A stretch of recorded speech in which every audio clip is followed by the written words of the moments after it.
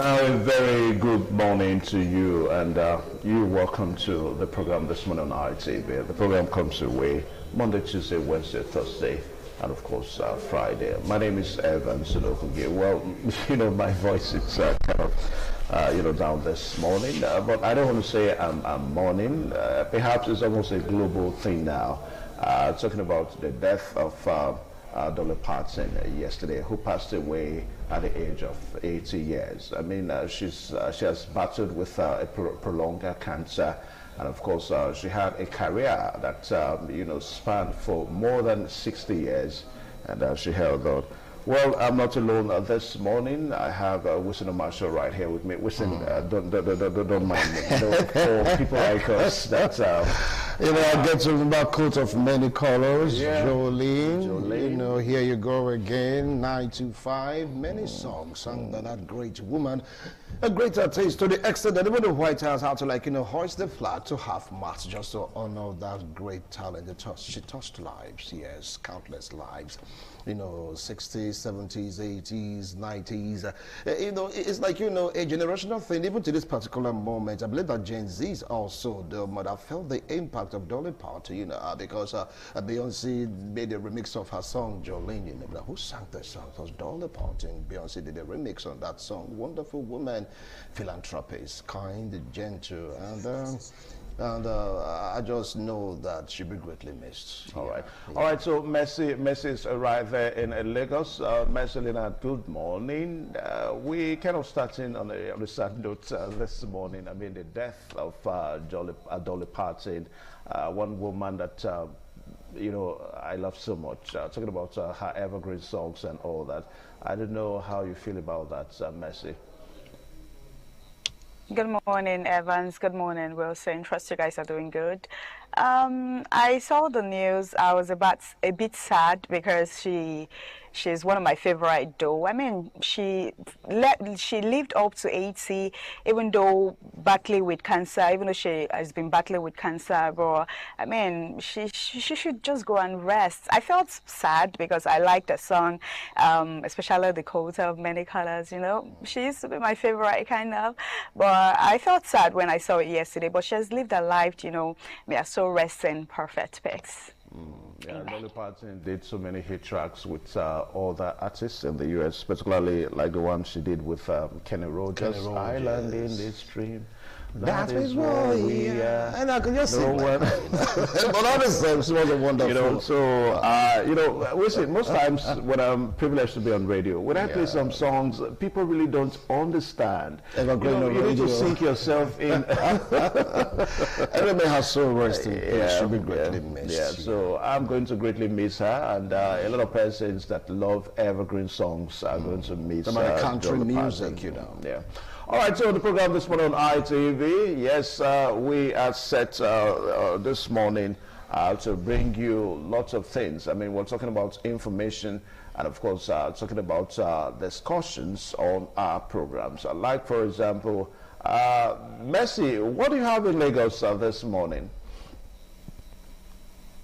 So we're going to be looking at insecurity in focus. Tinubu orders rescue as mass adoption rocks Niger State. We saw on Friday last week mass adoption kidnappings, in Niger State. But now Tinubu has ordered some military personnel, DSS, to go look into the matter. And, according to him, he said those perpetrators, those people behind it will be brought to book. The issue of insecurity, for some time now, it has been a bit calm on last week Friday here when we saw the mass abduction in Niger State. So we're going to be looking at insecurity in focus. I mean, election is just by the corner, few months to election, and we are still battling insecurity in Nigeria. Even though there are other things, other economical issues, insecurity is a major problem. And one thing the people has been asking, Nigerians have been asking the government, is just a lasting solution to insecurity. So basically from Lagos City, we're looking at insecurity in focus. All right, thank you, Mercy. Here in Benin, we're going to be looking at state electrification projects. I mean, when state government begins to make incursion into the provision of electricity, what does it really mean? I mean, a few days ago, we saw the Honorable Commissioner of Power in Edo State talking about Paul Usembo in Edo North, you know, trying to talk about the provision of electricity in Edo North. I mean, as sponsored, as done by the state government. So let's begin to look at that directive. I mean, we've also seen a situation in Edo State whereby the former governor, talking about Mr. Obaseki now, you know, also made such a provision at the Osiomo power plant and all that. Now, I think we also need to emphasize the need for successive governments to kind of successively, you know, take on projects. I mean, the idea of one comes in, his dreams and project dies, another one comes in, he picks another. I don't know how you feel about it. Well, if you take a look at what the governors are doing right now, they are trying to make, will I say, follow the blueprint of Alex Oti of Abia State. You understand? He talked about the Oshima power plant, talked about also what Webolo is doing right now about electricity in Edo State, that Chinese company generating power. And of course, we have one also in Edo North. They are targeting 200 megawatts for that particular place. Like, you know, decentralizing power. It's like not giving all to BDC. Split it so that you get to carry the weight that you can really withstand. When we talk about power supply, to me, is a laudable project. I think that should be done or replicated in all the states across Nigeria for us to really have this healthy competition amongst power producers, power distributors, so that Nigeria will be stable. One person told me that, look, not only one person, some people are saying that if you can stabilize power, we are there. At least 60% we are there because we are industrious. We know what to do. All we need right now is power. Give us adequate power supply, fix the roads. You can see Nigerian youth blossoming, prospering in whatever they lay their hands to do. So it's a laudable initiative. Okay. Yeah. All right. So we're going to be having the Honorable Commissioner for Power on our program this morning. And we ask him questions as it relates to how come the state governor is starting from Edo North? I mean, it's not starting from Edo North. We have already in Edo South. Don't forget that. So what is the brain behind that? So we're going to be talking about that on our program this morning. Okay, so we are not alone on this show. We have Abuja too, but when Abuja comes on board, you are going to be seeing him so that we'll get on the program. We'll take a short pause now, and in order to Nusakai, the corporate trainer, the guy that comes your way on Wednesday to prepare you for a whole week. So he's going to be giving another dose of, you know, what you need to know in your corporate world, and even you can apply that to all facets of your life. The program is this morning on ITV, Wednesday's edition. Evans Unokuge and Whistle Marshall. Please stay tuned.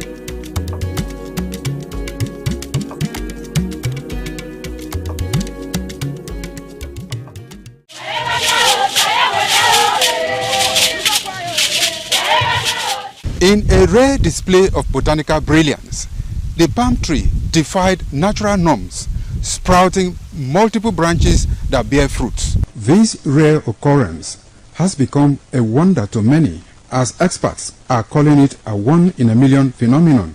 Could this multiple-headed marvel hold secrets to agricultural breakthroughs, or is it simply a freak accident of nature? An agronomist with Nigeria Institute for Oil Palm Research, NIFO Benin. The strange palm tree also raises issues of a blend of science with human interest and cultural significance for maximum impact.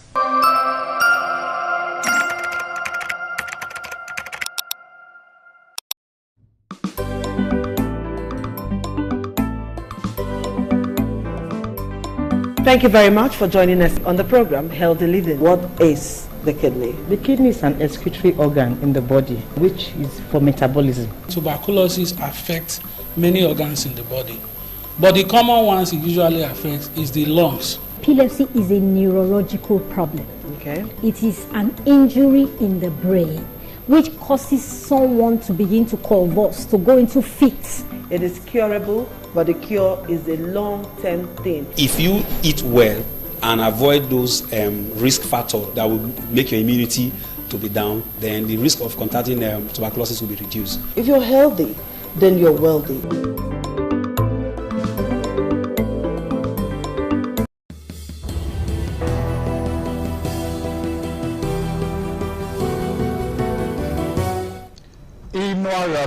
Nosaha is my name, and I'm so elated to come your way this morning and add value to your day. We have been on our series, Different Leadership Styles and Their Impact on Workplace Dynamics. And the case scenario we are going to use to look at that topic again this morning is how a Deputy Commissioner of Police applied the democratic and pace-setting leadership styles to translate the Commissioner of Police policies into practical actions. How a Deputy Commissioner of Police applied democratic and pace-setting leadership styles to translate the Commissioner of Police policies into practical actions. Different leadership styles and their impact on workplace dynamics. And now we are focusing on the democratic and pace-setting leadership style from a case scenario perspective. Now, the democratic leadership style is a leadership style that uses a template of inclusivity, whereby every team member is carried along to contribute ideas, to contribute innovation for the achievement of the team goals and the progress of the team. The pace-setting leadership style is a leadership model or a leadership template whereby the leadership, the team leader sets up a standard and, he exemplifies that standard and expects the team members to also, model, also exemplify the standard, and he expects the team leader to also do as he is doing. That is the pace-setting leadership style. A pace setter, the pace-setting template is pace-setting model, where the team leader sets a standard, he exemplifies the standard, and he also wants his team members to mirror what he has modeled or what he has exemplified. And the case study, one more time, that we are using this morning is how a Deputy Commissioner of Police applied the democratic and pace-setting leadership styles to translate the Commissioner of Police policies into practical actions. And we'll go straight into the case scenario. When the Commissioner of Police issued a comprehensive policy directive mandating a complete digital shift in crime recording and rapid response tracking across the state command, the execution fell to the Deputy Commissioner of Police in charge of operations. Recognizing that top-down orders often stall at the implementation stage due to field-level inertia, the Deputy Commissioner of Police strategically combined democratic and pace-setting leadership styles to turn the executive policy into daily operational reality. The Deputy Commissioner of Police initially deployed a democratic leadership style to secure genuine buy-in from key stakeholders. How did he do that? He convened interactive workshops with divisional officers, traffic health, and tactical leads. Rather than simply dictating procedures, he presented the Commissioner of Police vision and asked, how do we make this work on the front lines without disrupting daily patrols? Officers voiced operational bottlenecks ranging from unreliable network coverage in rural outposts to equipment gaps. By incorporating their practical feedback into the final implementation blueprint, the Deputy Commissioner of Police gave field commanders direct ownership of the new policy, transforming potential resistance into collective commitment. That is what the democratic leadership template is all about, giving room for other team members. In this case scenario, the Deputy Commissioner of Police gave the platform to other senior officers to be able to contribute ideas towards the execution of the policy directive of the Commissioner of Police in this particular case scenario. Then let's now see how he transited into the pace-setting leadership style. Remember, the pace-setting leadership style is a leadership style where the team leader, sets a standard, he exemplifies a standard, and then he expects his team members to also mirror what he has modeled before them. With the operational plan finalized, the Deputy Commissioner of Police shifted gears to a pace-setting leadership style to drive rapid, high-standard execution. He personally led the pilot rollout at the command headquarters. That is what the pace-setting leadership style is all about. You don't just set a standard and you expect people to just start performing according to expectation. You exemplify it. He personally led the pilot rollout at the command headquarters. That is the Deputy Police Commissioner, demonstrating the digital login system himself, working long hours alongside team leads, and setting an uncompromising standard for accuracy and response speed. Expecting his team to match his pace and dedication, his hands-on approach created a healthy sense of urgency. That is what the pace-setting leadership style is all about. The ability to see that, people do what you expect from them by you exemplifying what you want them to do. Remember, the journey started with the democratic leadership style. The police commissioner gave a policy directive. The execution of it fell on the table of the deputy commissioner of police in charge of operation.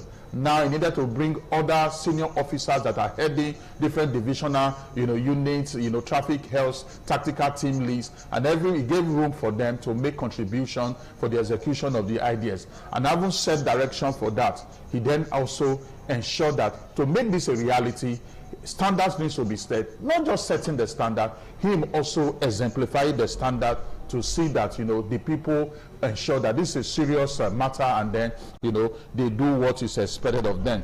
He personally led the pilot rollout at the command headquarters, demonstrating the digital login system, working long hours alongside team leads, and setting an uncompromising standard for accuracy and response speed. Expecting his team to match his pace and dedication, his hands-on approach created a healthy sense of urgency. Divisional leaders quickly emulated the standards to avoid falling behind. Within 90 days, the state achieved a fully operational digital dispatch system, successfully translating high-level policy into measurable operational efficiency. What are the leadership lessons we can glean from this case scenario? Remember, the case scenario is all about how a deputy commissioner of police was able to apply the democratic and the pace-setting leadership style to translate the commissioner of police policy directive, policy vision into daily operations. Key leadership lesson: 1, inclusion drives execution. Inclusion drives execution, which is a democratic leadership template or model or leadership style where you have to involve your team members for ideal contribution, for the execution of the team goals and team objective. Inclusion drives execution. Policies succeed when leaders use a democratic approach to consult frontline personnel, identifying practical obstacles early and securing emotional buy-in. Second leadership lesson: lead by example to set the standard. That is the pace-setting leadership style. Lead by example to set the standard. High ambition initiatives require pace-setting leadership, where executives actively model the urgency and standards they expect teams to achieve. Very important. I believe that lots of lessons have been added to, a lot of value have been added to you today. You have gleaned a lot of insight from this case scenario today. Just understand that one size fits all leadership style is not what we use for all situations. The Deputy Commissioner of Police in this case scenario understood that for him to be able to bring the policy directive of the Commissioner of Police into reality, he needed to use a democratic leadership template and style to involve the other senior officers. And then he also needed to exemplify what he wants them to do to make that policy direction or policy vision a reality. And then he brought in the pace-setting leadership style. And this is what we need to be doing from time to time as leaders across various spheres, across various sectors and various industries, in order to be able to ensure productivity and effectiveness in what we do. I'll be seeing you next week, Wednesday. And when I return, I will still remain the amiable Inuagata no Sahai. Your day is so blessed. Thank you. When I was younger,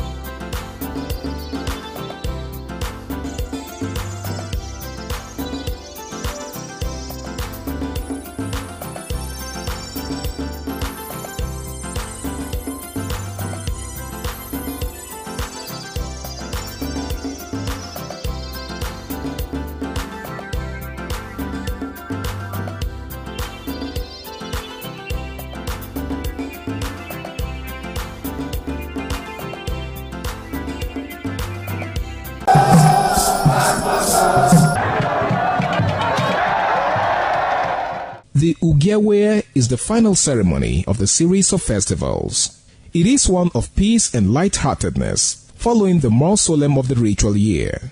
Ugewe is the festival of the Ewe leaves, a symbol of good luck and joy. It is the most popular of all that heralds the dawn of a Benin New Year, new vow, newness of life and freshness of life, and a new hope for the future. In the evening, the Ewe leaves are presented to the Oba of Benin in grand style in a colorful ceremony. The Ihogbe Society, amidst singing and dancing, bring the sacred leaves that symbolize good luck, blessings, peace, and prosperity. Each of the senior members of the Ihogbe proceeds to give the sacred leaves directly to the Oba of Benin, and others put theirs at his feet.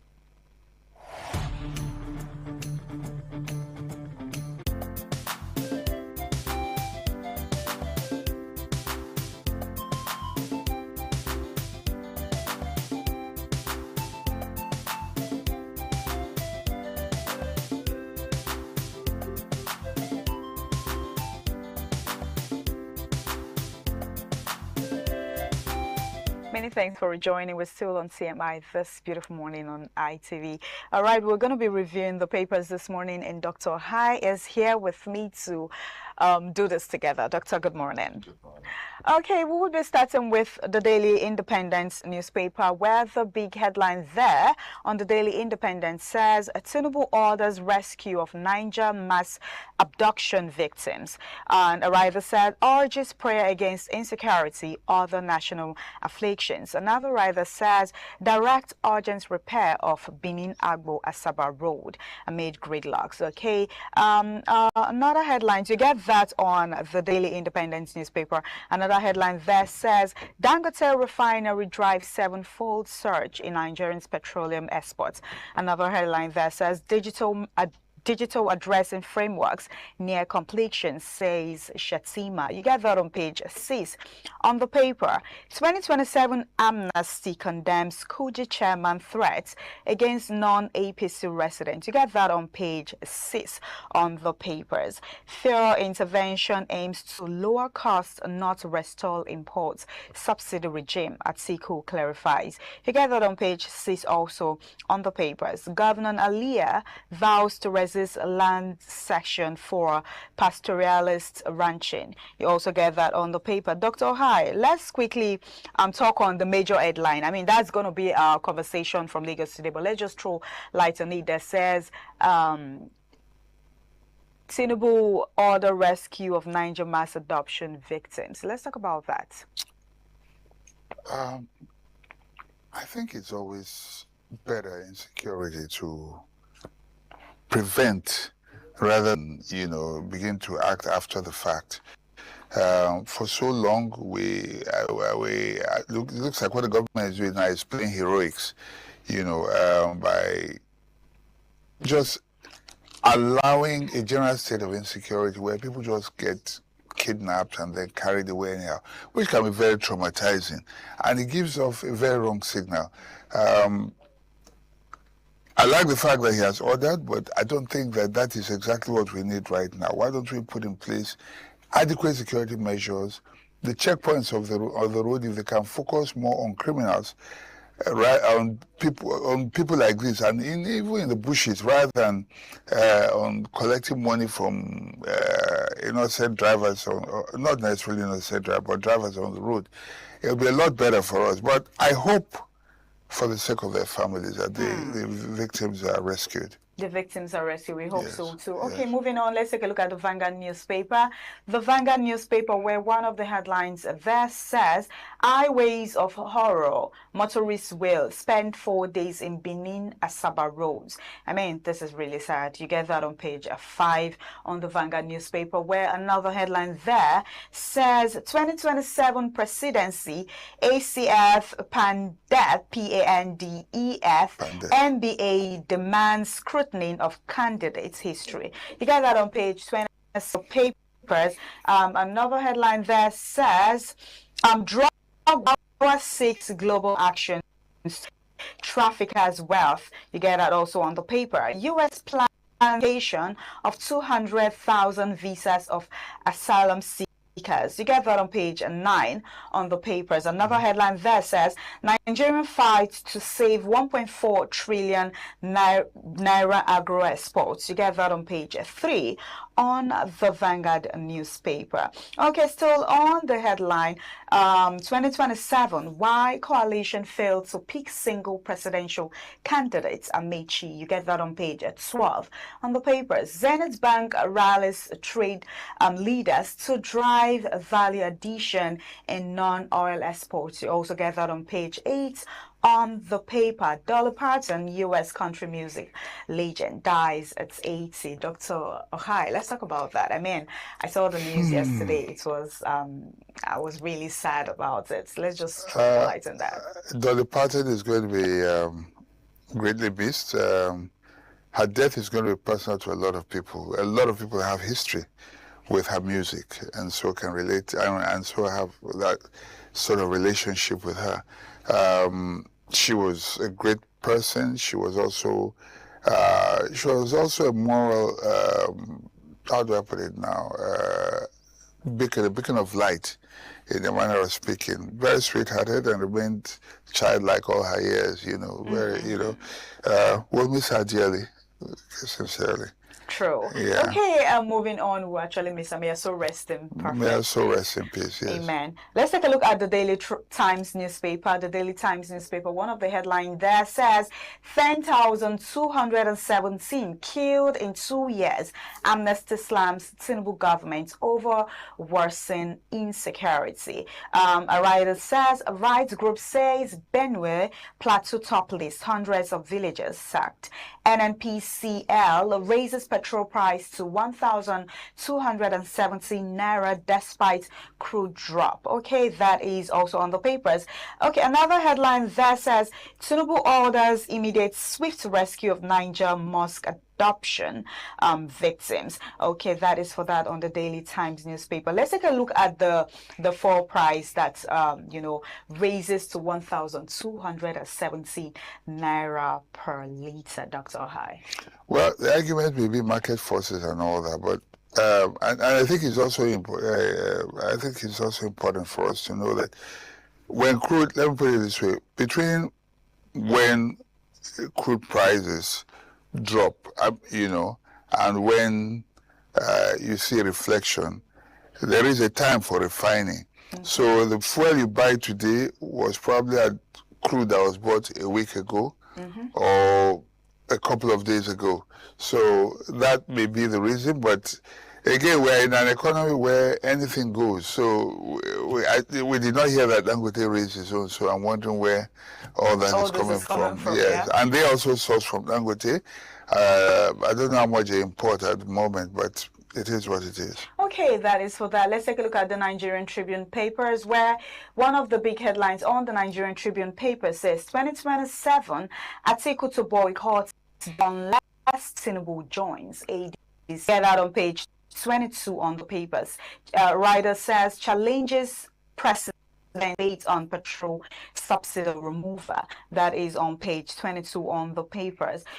Okay, feared killed, several abducted as terrorists lay siege to 5 Niger communities.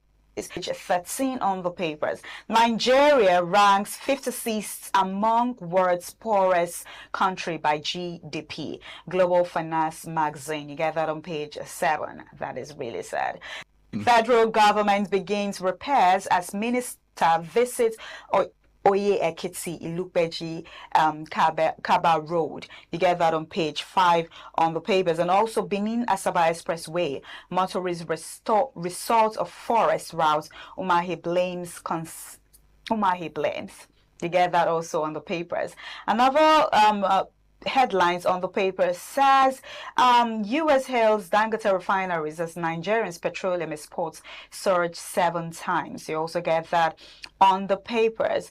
To be defeated, drug barons must lose their rewards, Mawa declares at Cambridge. You get that on page 3 on the papers. Let's talk about Atiku to boycott debate unless Tinubu joins ADC. Let's talk about that. What's a debate if there's no opponent? A debate is not the one. It is the reason it's a debate. It is a contest. A contestation of ideas. Pro and con. You bring your ideas, I bring mine, I counter yours, and all of that. So I do agree as 2 of the leading contenders. 2 or 3 leading contenders, they have a point. But again, some may argue that it would rob, even if your opponent does not come, it robs you, if you boycott, it robs you of an opportunity to present your manifesto to the public. So I think that he has thrown it out there. I can bet you that the president may not even attend.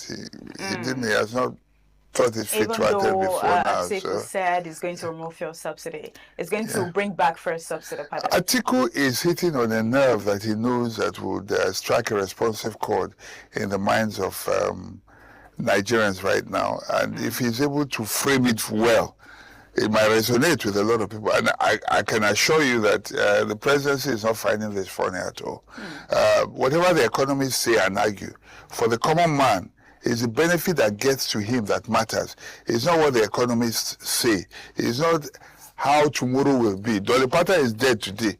So even if Nigeria, assuming she was a Nigerian, if Nigeria will be better in 2 or 3 years' time, she has lost out. You know what I mean? She won't be a part of it. So for most people, it's that immediate benefit. So I think there is a need to balance long-term, medium-term, and short-term benefits, so that people are able to survive while waiting for whatever benefits will come hereafter. All right, Dr. Hi, thank you so much. This is all we'll be able to take on the paper's review this morning.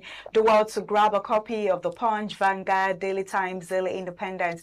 Grab a copy and go through them so you get more details on what the papers are saying this morning. We're still on CMI. Would be handing over to our Benin studio for the continuation on CMI. I am Marcelina. Do stay with us.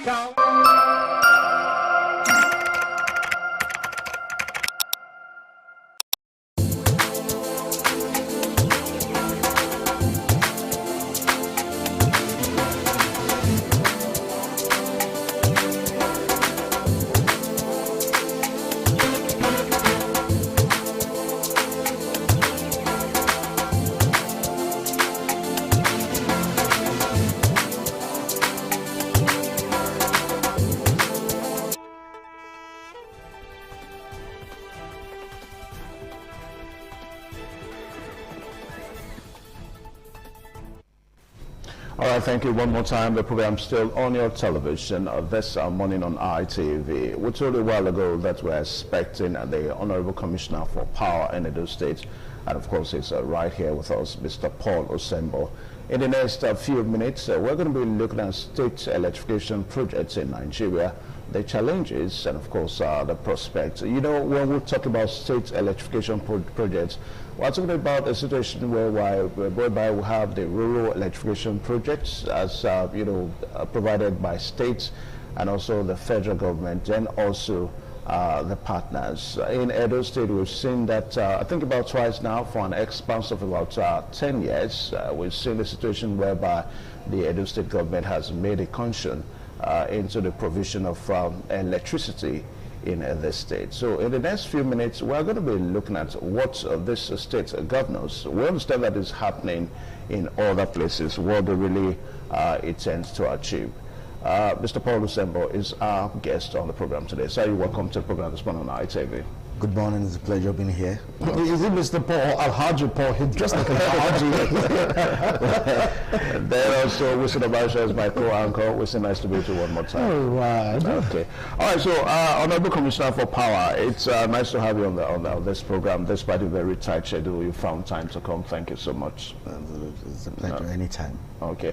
All right, so what exactly do you think the state government, when state government begin to make incursion into the provision of electricity in our states, in Nigeria, what exactly do they intend to achieve?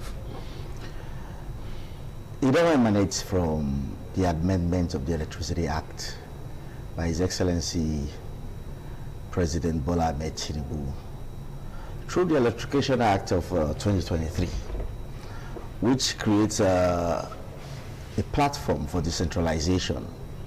The key focus of that amendment was for subnationals to be able to take their destiny and be able to drive availability of power through generation, distribution, and transmission, which was absolutely in the hands of the federal government through the exclusive list. On assumption of office by His Excellency Senator Monday Okpebholo, trying to focus on Edo State as a subnational, he reviewed what was on ground and how he could make provision for reliable and sustainable power. Within the first 100 days, they reviewed the Edo State laws and ensured it was passed. The Edo State electricity law was passed in February of 2025. After doing that, he looked inwardly. Previous administrations in Edo State have always had energy or power as a part of the ministry, mining and power and energy, water resources and energy.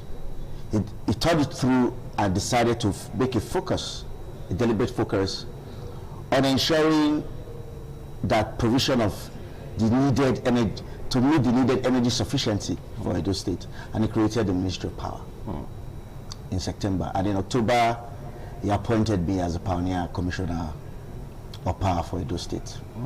And with a clear directive that we should drop a power market for Edo State. The power market? Yes, for Edo State.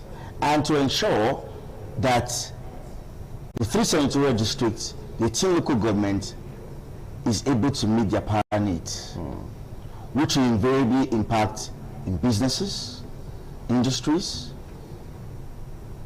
SMEs, the residents of our state, and most importantly, boost the economic ecosystem of Edo State.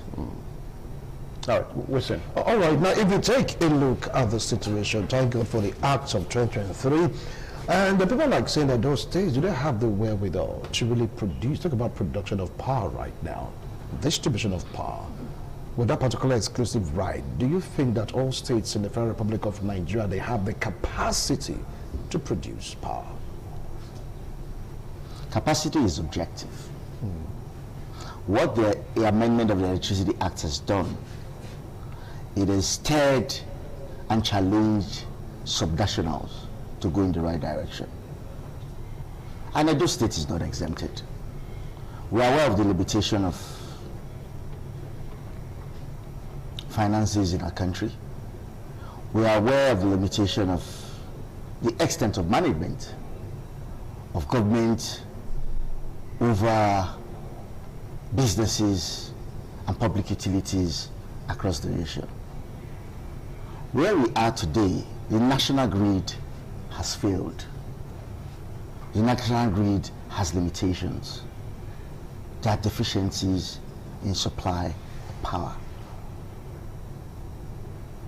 The administration of Monday Mevulu has thought it through and has decided to drive its course by not eradicating the national grid that has limitations, but to create platform for decentralization that will support the national grid. That is what the Act is actually about. And Edo State government in the last 1 year have done some tremendous work in respect of this. And we are still trying to target, because His Excellency has stated that there will be independent power plant in each senatorial district. As we speak today, we are 50% in timeline with the Olugbo project, the one done by ECCTC, the 100 megawatts. And just yesterday, we issued out the license to Edo North Electricity Company for 200 megawatts. Now, Honorable, you know, when we talk about power markets, you mentioned it a while ago, and of course, I resounded at that, you know, also. Now, for an average viewer this morning, you said power markets. The question that comes to mind is, because we understand that electricity is one of the basic amenity that any government, any responsible government should provide. So when you begin to look at it in the eye of you know, making it a kind of a market. So are we looking at a situation whereby maybe this intervention that Governor Mondo is making in Edo State now is to probably generate a revenue? Is that the case? It's a two-way swing.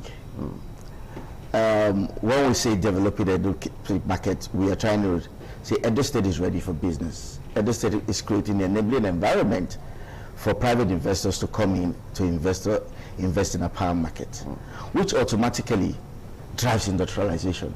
As we are all aware, power is the driver of every economy. and Edo State is not going to be held behind. Now, our policy reforms in terms of generation you just mentioned, part of our policy reforms is restructuring the way the electricity ecosystem has been run previously. The approval for our policy within public utility in our ministry is that Edo State must have a stake in every decentralized power system and solutions being created in Edo State. We have successfully signed off with the CCTC a 10% equity stake, which Governor Mondope secured. And the number was just signed yesterday, whose license was signed yesterday. We're presently reviewing documentations for equity share between 10 to 20%. For equity share? Yeah. Well, it's all about opening up to the market. Whoever is interested can just come in and become a shareholder. Now, you know, some of the people that things were beginning to have this decentralization of power, talking about electricity, that the competition might not be healthy. What do you have to say about it? Because we have a BDC already in Edo State. What you've just raised, we have a BDC, yes. Have they been able to make provision of power for our people? That's the question. If you recall, His Excellency, during the last protest that was held in the front of BDC, where His Excellency went, when there is no competition, when there is monopoly, you're always saddled with only one provider. So the space needs to be opened. If the BDC got their acts right, and we're providing light, I don't believe there will be space for any player to come in. And this government is continuous, and we've seen that there was provision of light by other players that have come in. The Osiomo CCTC, when they were making provision of, when they were working as a team, when they were providing power, we saw what was benefited. Without competition, there will be no efficiency. And what we are focused on is efficiency, reliable, and sustainable power for Edo State. Efficiency, reliable, and of course sustainable power for Edo State. But when you take a look at the power market, taking a look at the pricing, do you feel that Edo State citizens can afford this? Your question, but I remember that when we had an Osiomo power then, that was operational, the price was high. I could hear some of my friends complaining bitterly. They said, look, this is so high, though they have the supply of power, but the price right now wasn't palatable. How are you going to work on a particular curve? I will make this as simple as possible. Your last question, your previous question answers your last question. Without competition, you can drive price. Competition creates price.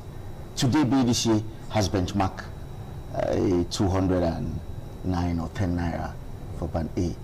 If no one is competing, it can get up to 300 naira.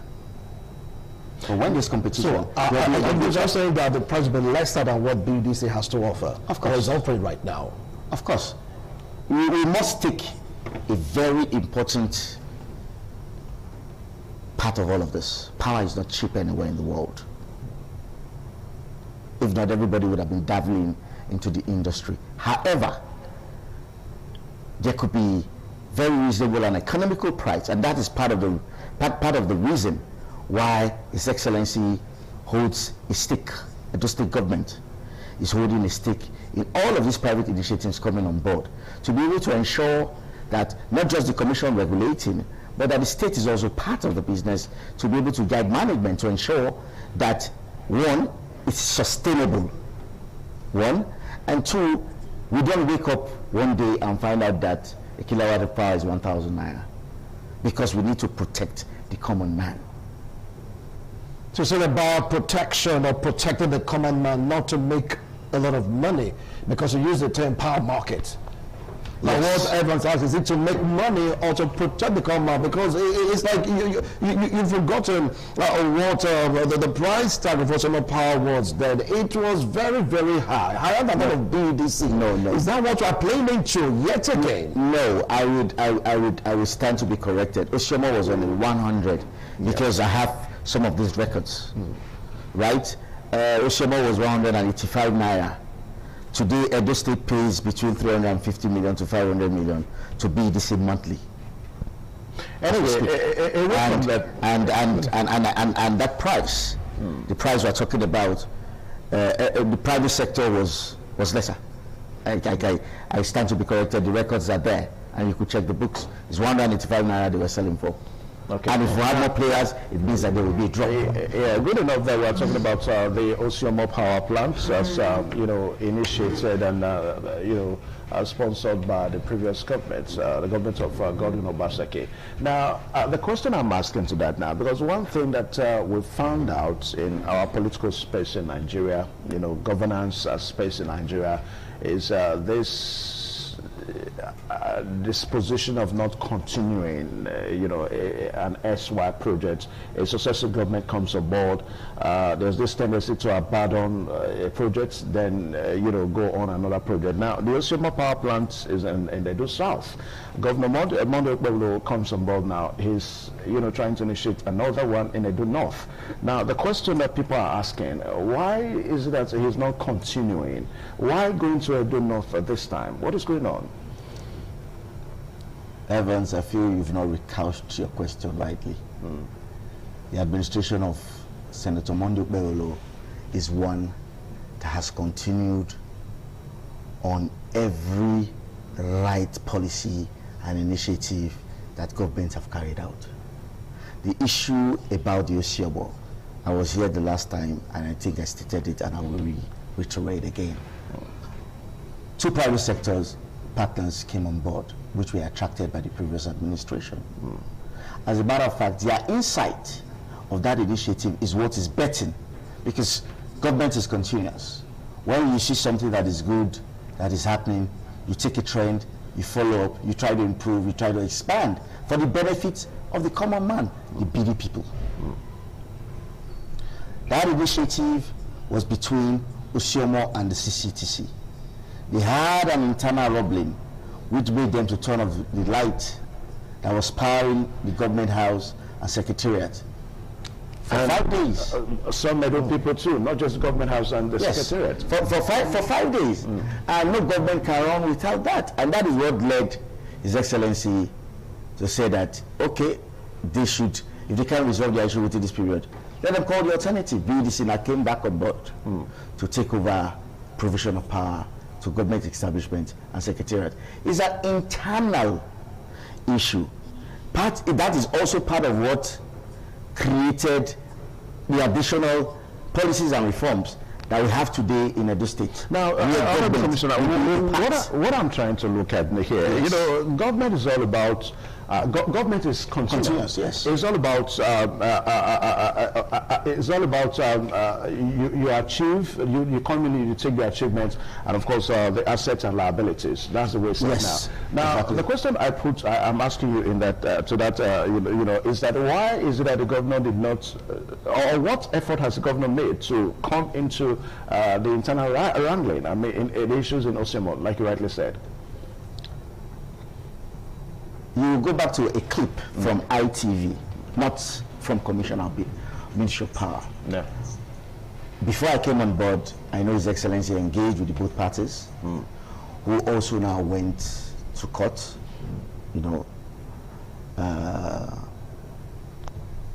trying to ensure that whose rights were there and not there. I would not want to dabble into the issue of the processes in court. However, the efforts of the Edo State government, His Excellency have called upon the both parties. We have also, since I came into office, I've also intervened on this issue for all to shield their sword and also try to make provision of power to the good people of Edo State. But this is still ongoing, and it's been presently reviewed, let me use that to say. And we, in addition, we also had, when we're having our major stakeholders meeting, which ITV was also present, both parties are invited, Osiomo and CCTC. Okay. All right. Now let's take a look at also before we dive into what is about to happen in Edo North. You get to realize that the present administration, from what we read to, is like a partnership between Edo State government and one private organization. Now we'll go to Edo North. With that 300 megawatt that is in view right now, is it going to be a partnership? And if it's a partnership between Edo State government and this private institution, what is the percentage of Edo State government? There's a difference between what was done in previous administration and this administration. His Excellency Senator Mondi Bevelo is one that sees and hears the yearnings of his people. The previous Osiomo and CCCT venture was a private initiative. Edo State did not have a 0.1% interest in that initiative. Under the administration of Senator Mondi Bevelo, he has been able to secure a 10% equity. 10%? Yes. In the Olugbo project in Edo South. The license that was just given to the Edo North Electricity Company, negotiations are presently ongoing. When it's concluded, it will be announced, but I know it's between 10 to 20% that is being negotiated for Edo State. Wow. What does that amount to? One, it shoves up our internal generated revenue.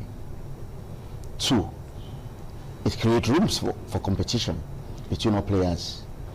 Three, it protects the interest of the common man, which is most paramount of all the advantages of having a stake on the table. Now, the 3 million megawatts, that's what the Pioneer project is going to be all about. That's in Edo North. 3 million, am I right? No, 200 megawatts. For most persons, they kind of say that it's probably inadequate. I mean, Edo North, as it were, is really not a rural setting anymore. I mean, you have settings like the miners, and all that. So, why are we not starting, on a platform that at least it will measure up with what is expected? The 200 megawatts will be enough. We should not forget to take cognizance of what we're trying to do here. All of these initiatives are to complement the national grid. The national grid is still the major provider as of date. What His Excellency is trying to do is create competition and ensure the private sectors are meeting up to what they have been set out to do, and then, if need be, they scale up. Okay. We shouldn't lose sight of other providers of power, the mini grid. Okay. Now, quickly, before we probably start getting questions from co-presenters in Abuja, and also before Wilson fires again with his question. Now, tell us about the mass, metering projects in Edo State. I mean, this is a major concern to Edo-lites. I mean, now that we are privileged to have the Honorable Commissioner for Power in Edo State, Edo people want to know. A lot of persons are not aware. They don't even know where to start from and how to go about it. Please tell us the mass metering project in Edo State, because we understand that your governor, our governor, Governor Mondo Okpebholo, seems to be interested in this. Tell us about it. The estimated billing has been an issue over the years. Our residents, businesses, industries have cried out over time over being, taken advantage of when it comes to billing. We're not even talking about the cost of the regular power. We're talking about that which is not booted. Just like the rising cries from Edo North presently that they want to be moved to Band A. And the majority of them, that's an area that we've taken our feasibility studies, are not 30% metered. Now, if you bring in Band A with estimated billing, you can imagine what people will be paying. So His Excellency, upon assumption of office, we had a program when we came in, which was continuous from the previous government. Edo Mass Metering Program, which is being run by a private company, New Hampshire Capital. Their office is at Ibisama. When we came in, the program is under the MAP program, so the meters are sold, but very affordable, very reliable. We've run it successively since I came in on board for 9 months, and they've been running it for about 6 months before this administration started. And I did a report to His Excellency. His Excellency, in addition to the various complaints from people who have been trying to get BDC to correct 1 or 2 estimated billing issues. So when the governor reviewed, he now said, okay, what solutions could be profound in this direction? And he decided to establish the Edo State Metering Assembly. As we speak, approval has been granted. We have done financial and technical assessment to the companies that are partnering with Edo State. Edo State is also going to have a stake in the Metering Assembly. We've taken out assessment, and they'll be ready for commissioning by latest the first quarter of 2027. Well, now, so from what you're saying right now, the state government do have a hand in the mass metering project. Yes. They have a stake in it. Yes. And it doesn't affect the input, or will I say the, how will I put it now, the work ethics of BADC. Yes. Because they're the one giving out meters before the right rate. Yes, the only role, the BADC energizes the meter. All right. They energize the meter, but the Edo State mass metering program provide the meters. You just go in, you pay for the meter, you do not pay any monies for installation, you do not have need to tip whoever is installing. Once they've done that, BDC comes, energizes, and you're up and running. All right, now I know you said something about the Osimo issue, but I believe that our viewers will want to throw more light on this particular aspect. Somebody saying what our beloved governor is doing right now, the person of Senator Monday Okpebolo in the power sector, is to squash Osimo power. What do you have to say about this? Elaborate on this. They need to know, because they're saying that Osimo Power Plant is a legacy of previous administration led by Governor Godwin Obaseki, and right now Senator Mondo Powolo, the governor right now is trying to kill the legacy of previous administration. Please throw more light on this. This is very erroneous. I will say this completely. Osimo as a company has refuted this. The Chinese have disassociated from this. I will state it clearly again. It's just like ITV today. What business does Governor Mondo Okpebolo have with the running of the affairs of ITV? We're not even talking about shutting it down, just the running of the affairs. He has no say. Edo State government does not have any business in the administration of any private initiative or investment in Edo State, and the Osimo and CCTC project was not an exception. Okay. Now, a while ago, I asked a question. You probably did not, take notice of the question. Okay. I mean, going to Edo North, whereas in Edo South, some persons will say that the issues are more here. I mean, when you talk about lack of electricity, is more in Edo South because of the population. Population is more here. So why don't the governor probably start from Edo South rather than going to Edo North? Is there any special interest there? No. So now, a lot of investments in terms of power infrastructure have been put in Edo South. But really? Yes, and I will state clearly. The 100 megawatts is in Edo South, Ologbo, Bobaka, local government. Team Power runs 5 sites in Oriomo, Ewowa,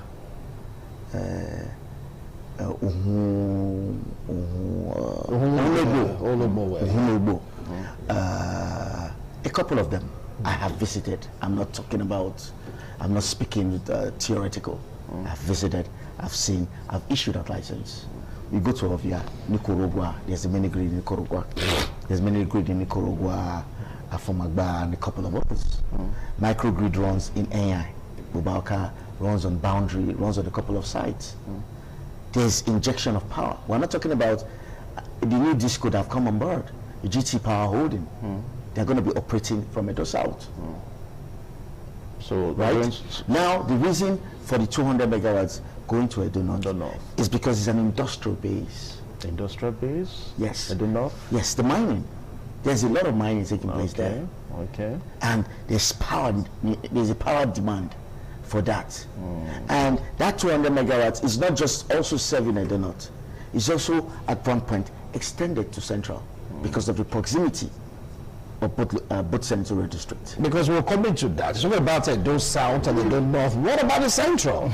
Yes. They be like, come on, so they're left out of all this. No. Don't they need power too? Yes, they need power. His Excellency, if you remember when I started, I said His Excellency is committed to ensuring that decentralized power is scored across the 3 senatorial districts. Now, let's move away from that now and probably begin to look at more issues that will affect the ordinary Edo-lites this morning on this program.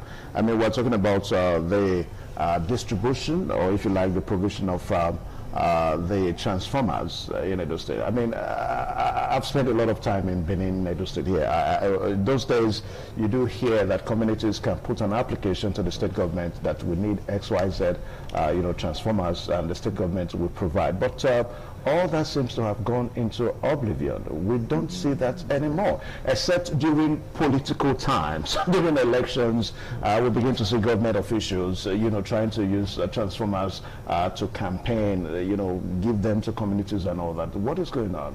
Yes. Let me begin. Government does not have any business making provision for power infrastructure. The power industry is a private investment sector.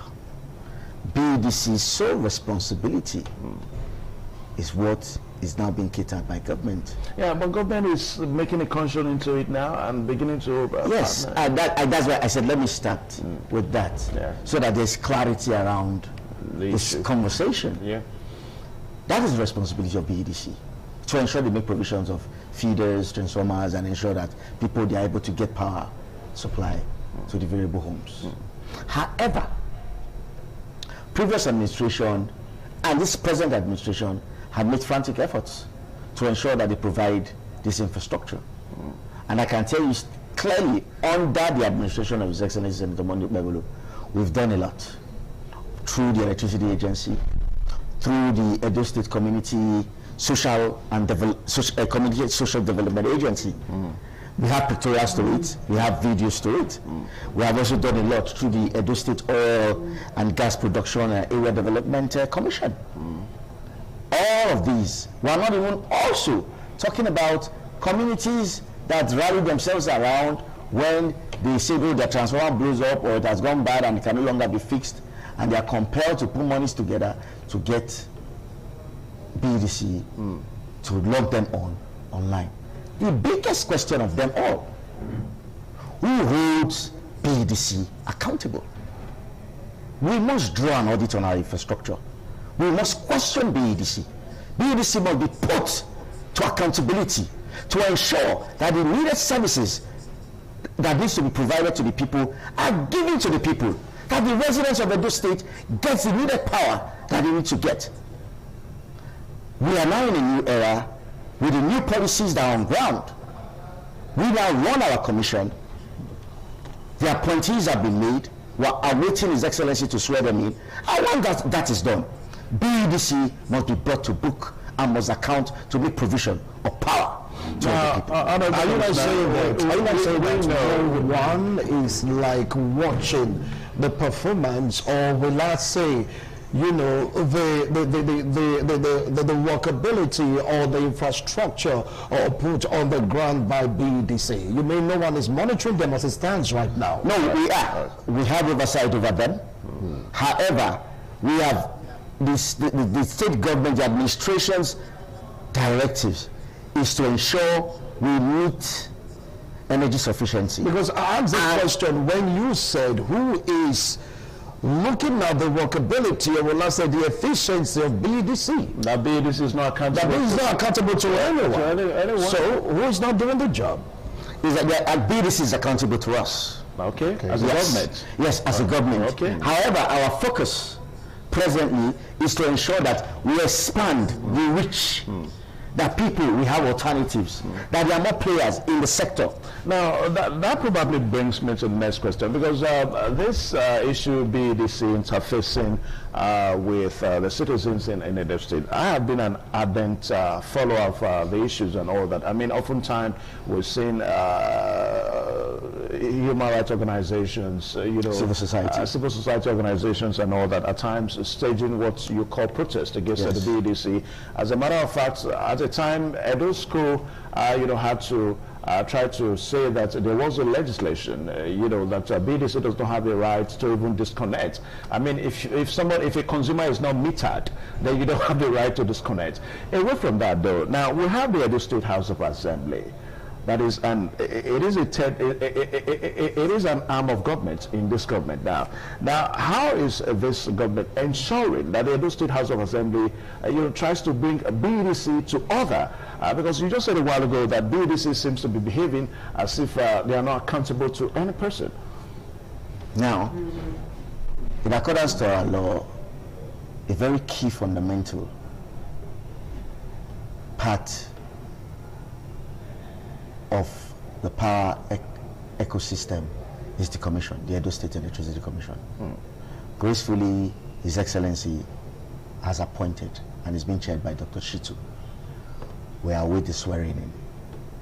With the commission, we have the full regulatory backing for Edo State power market, and we will be able to have a better hold, because there are also benefits for having the commission.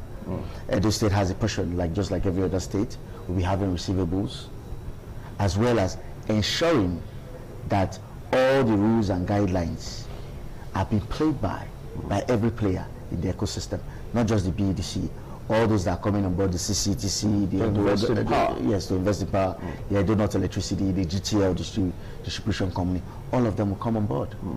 Okay. All right, now, putting all this thing on the ground, you get to realize that if there is no punishment, there's no infringement of the law.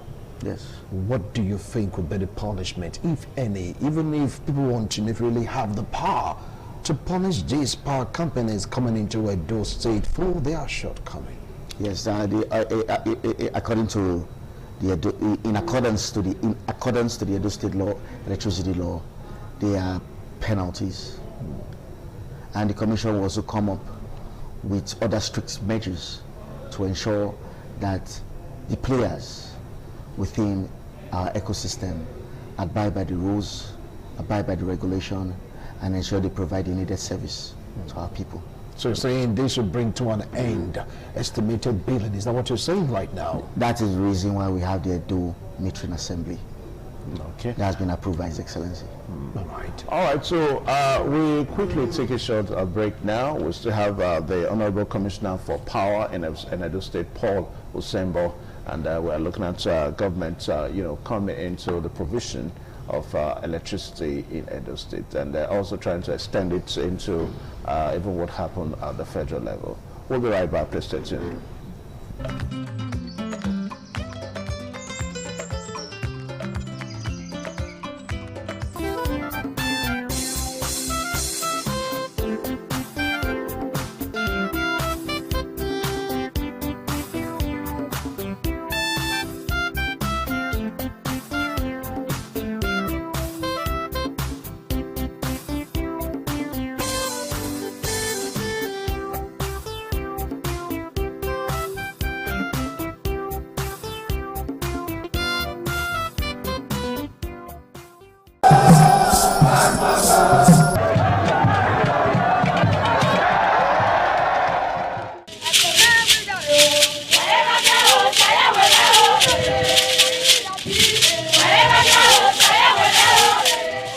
Benin Cultural Dance, a unique dance and quality dance steps of the Benin people. This dance is a vibrant mix of traditions, arts and beliefs, deeply rooted in the country's diverse ethnic groups and their rich history. The dance has artistic expressions depicting the people's history. Benin people have been famous for bronze and brass work, some of which is said to date back from the 13th century, especially ivory and wood carving. In Benin, the people dance to show respect, honor, dignity, which they honor. They dance to show royalty, as natives are seen in their numbers around their body depicting the symbol of kingship. The threat of global warming is real. You have seen the destruction of lives and property as a result of incessant flooding. Make the environment a conducive place for all to live in. Stop polluting the environment. Protect the environment today. This message is brought to you courtesy Independent Television and Radio.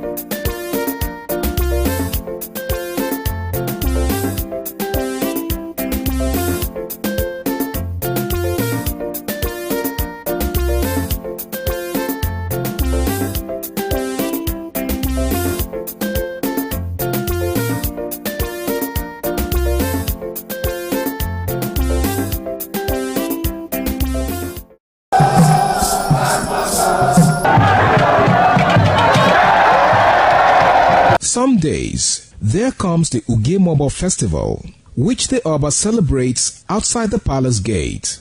A pavilion is built of red cloth where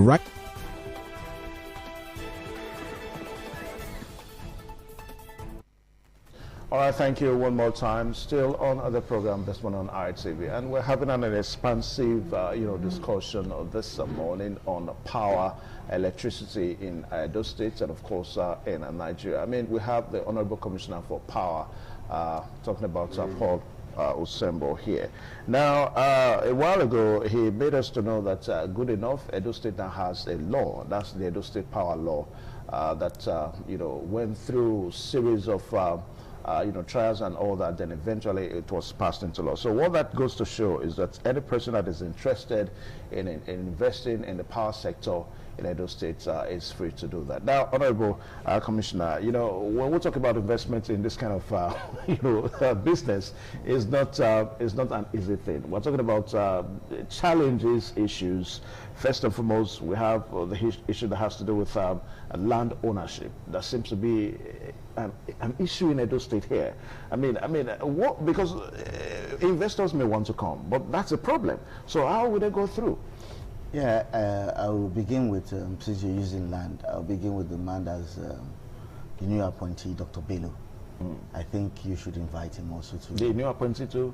The new appointee that sits on the chair for Edo GIS. Okay, okay. Brilliant, intelligent, is driving Edo GIS to its height. As we speak, he recently had 500 CFOs signed. He has structured documentation and implementation of his policies across the platform. That is on that. In respect to investors coming into Edo State, particularly for independent power plant, part of the contribution of Edo State government in its equity is land. And this land, once given to you, is perfected and handed over. These are communal lands, these are state government lands, and there are no issues that put us around that.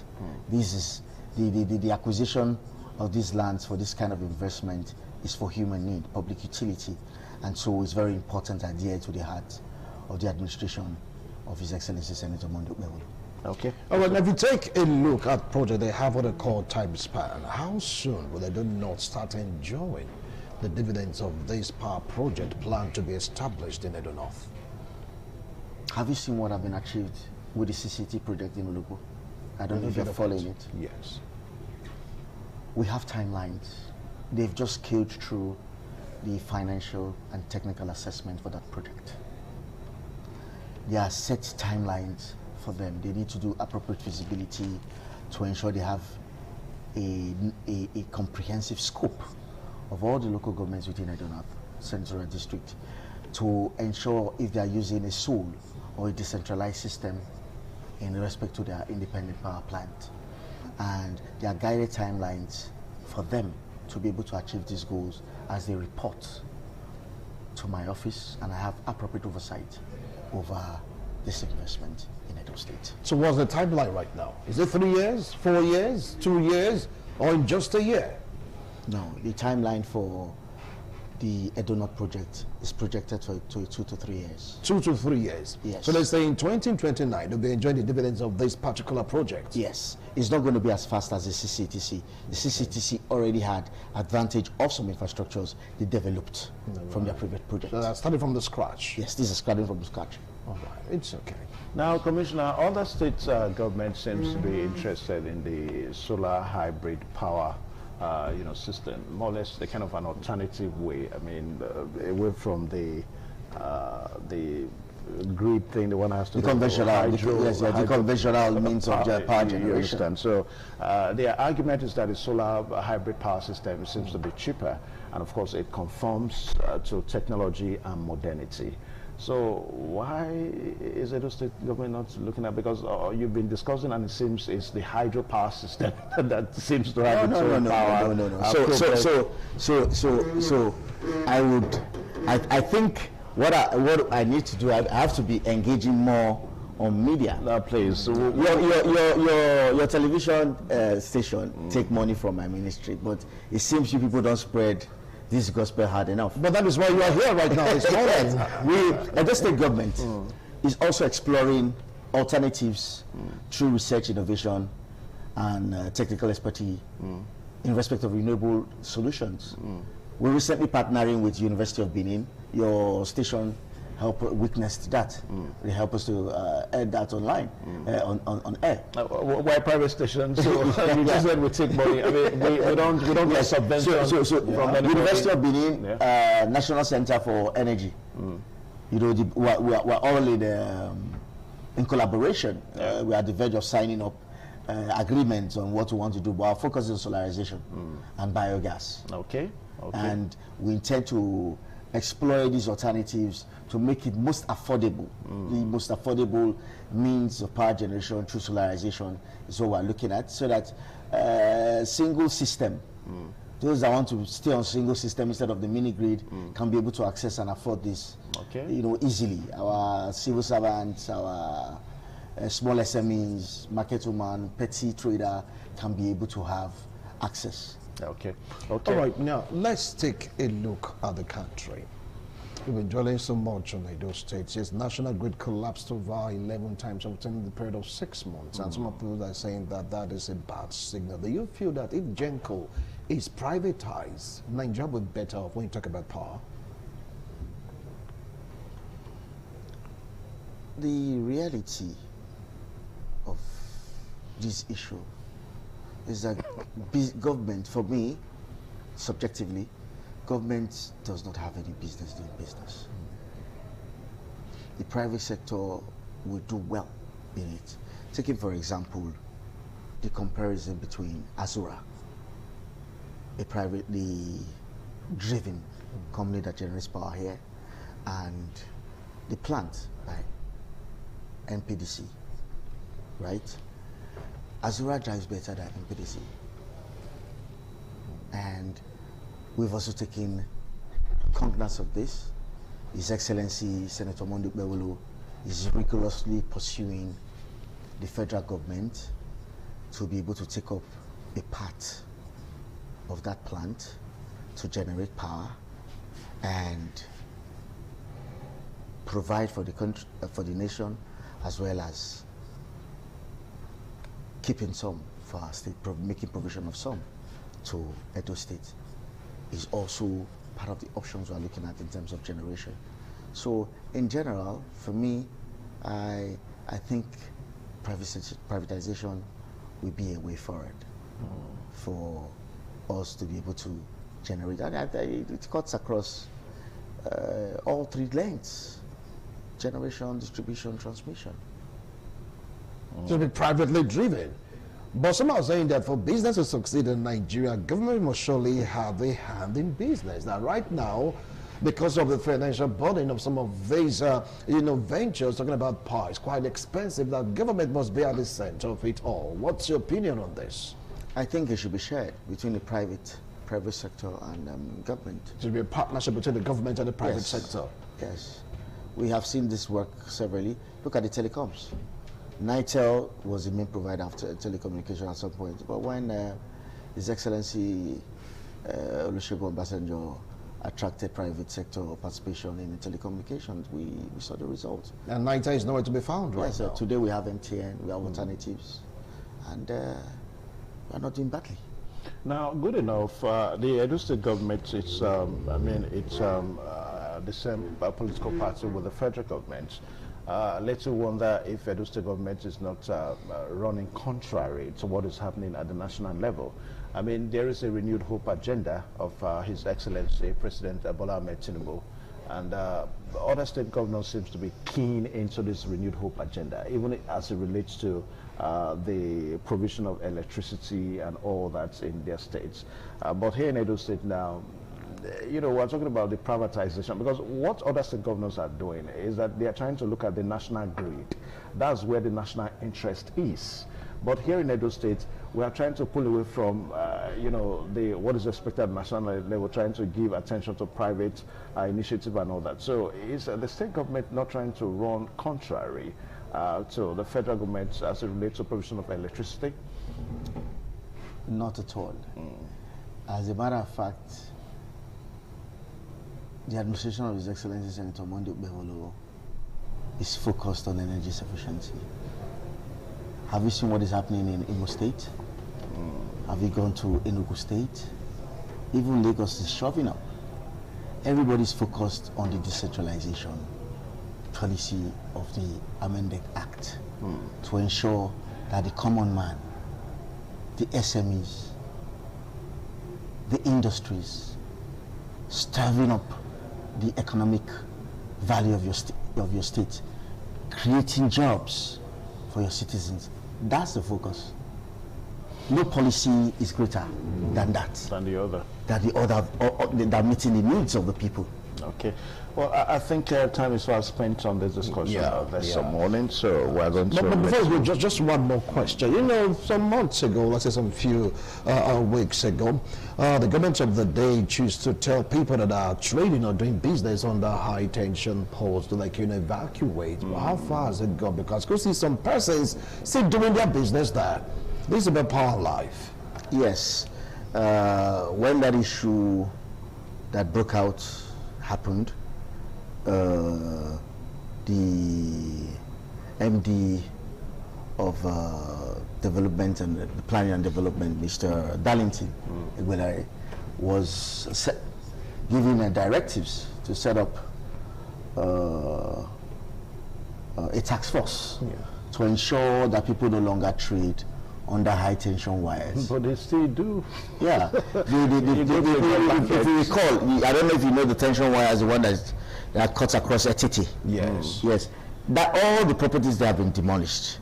And the one that just happened, the tension wire around the market and all of that, we've cleared, but there are still some stubborn citizens that still want to trade their petty, but the task force have been set up, and we are going to reinforce to ensure that the commitment and the order that has been given from above is followed through, and to ensure that lives and properties are secured for the sake of the common man and common good of everyone. All right, so we'll let you off the hook this morning. Honorable Commissioner for Power, Mr. Paul Usembo.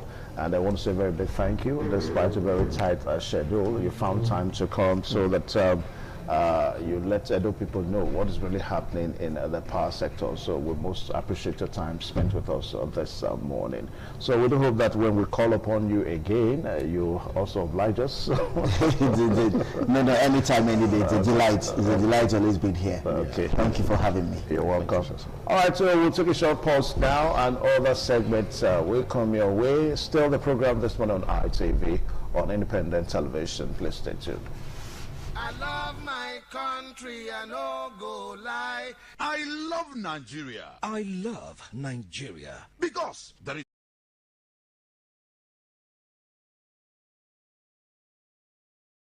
It's performed to drive away all evil spirits still unsatisfied by the year's sacrifices. The Mobo Festival is to commemorate an event in Benin history which dates back to 1504 AD.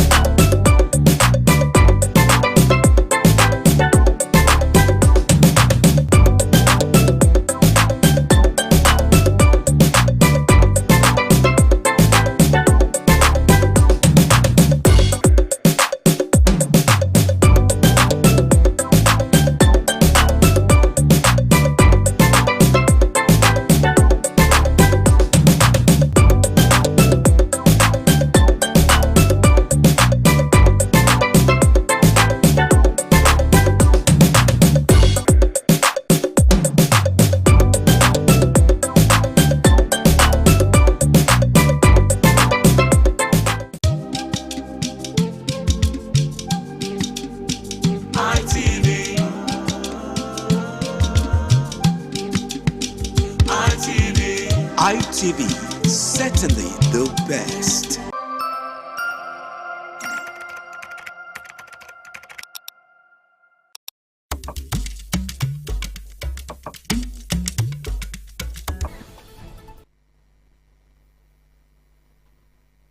Many thanks for joining on this beautiful morning on CMI. I am Marcelina Unko, and of course, Dr. Hai is here with me. Doctor, good morning once again. Good morning. How are you doing? Not bad at all. Very good. All right, our guest this morning that would help us unpack to this conversation is Chris Ososa. He is a political analyst. Hello, Mr. Chris. Good morning. Yeah, thank you for having me. Nice outfit. I mean, the beads and all. Well, we should be calling you Chief this Chief, morning. yes, we'll be Chief Chris. I'll be in place, just try to patronize our cultural heritage, But I thought you're looking so amazing. Thank you. Doctor looking right with his great. Thank you so much. Thank you, Mr. Chris. Thank you so much for coming. Yeah.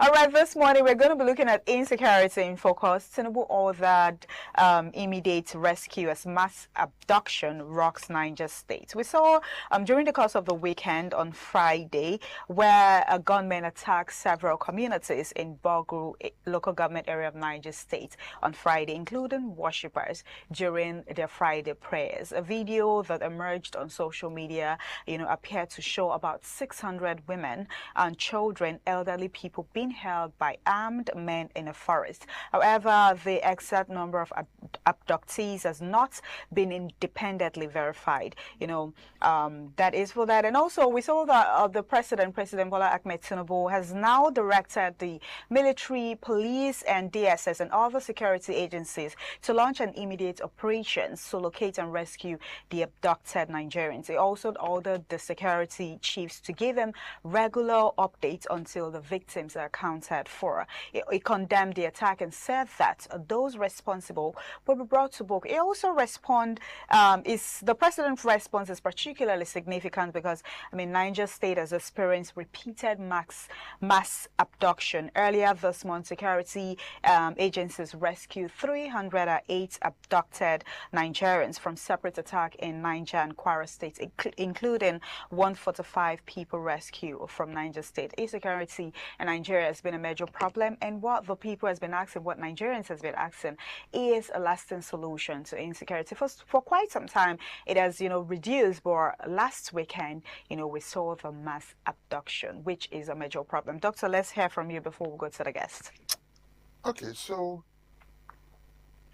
it's instructive to note that Niger is, I think in terms of landmass, is probably the biggest state in Nigeria. Bigger, as a matter of fact, than many countries on the continent. And Niger, by virtue of its very location, also has, it's right there at the heart of the Middle Belt as well, and between the northeast and the north central. What has happened? I can't say why it's an easy target, but I'm just trying to say, but obviously its location is also there. But what has happened right now is something I think we should not be talking about anymore.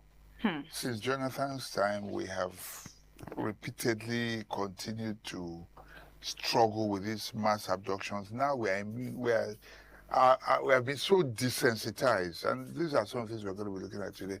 So desensitized now that 50 people abducted, 100 people, even 30 massacred, doesn't mean anything anymore.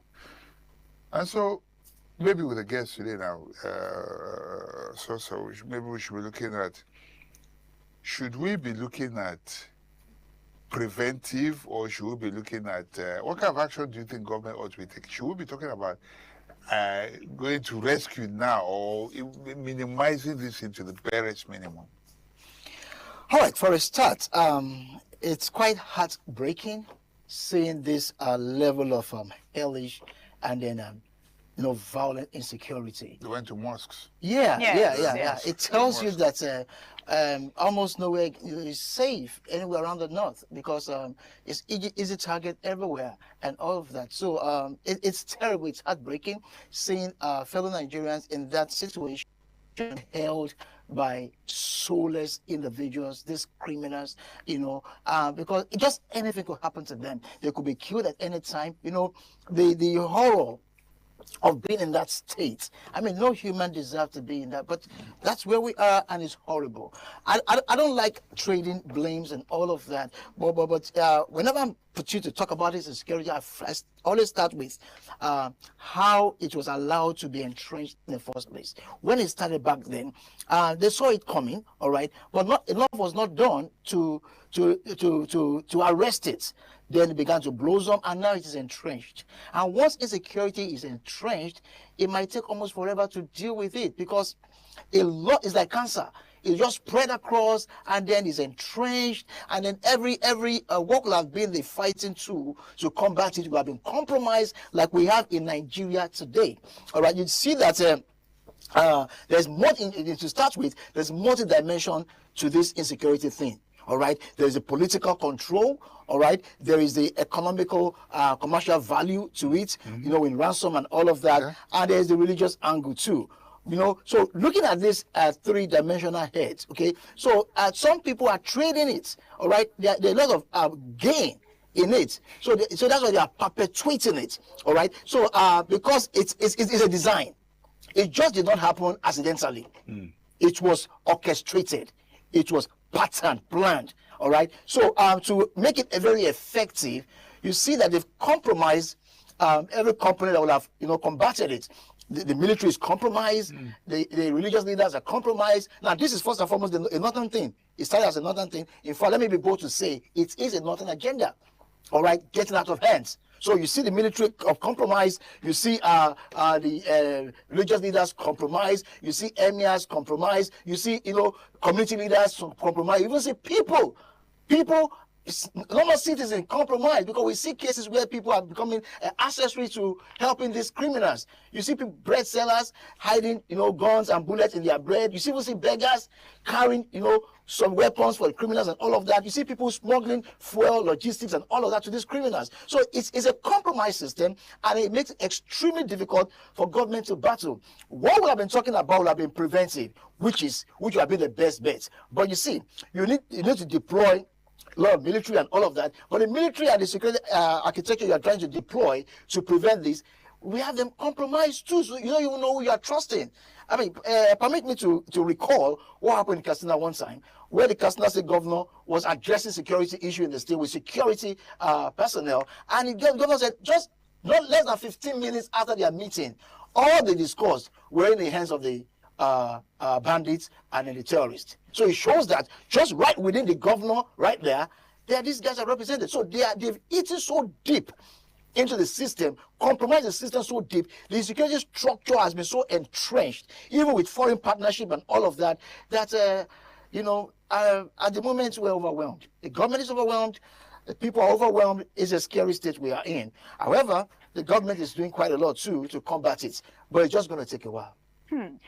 We most times, most of those persons that are being abducted, they are always in hundreds. Like, you know, sometimes I wonder how during the Kwara State's you know, abduction, they took a lot of persons, and some villagers were there actually watching these persons. So it's got me thinking, how are these always possible? You know, for them, they're not abducting one person, two persons.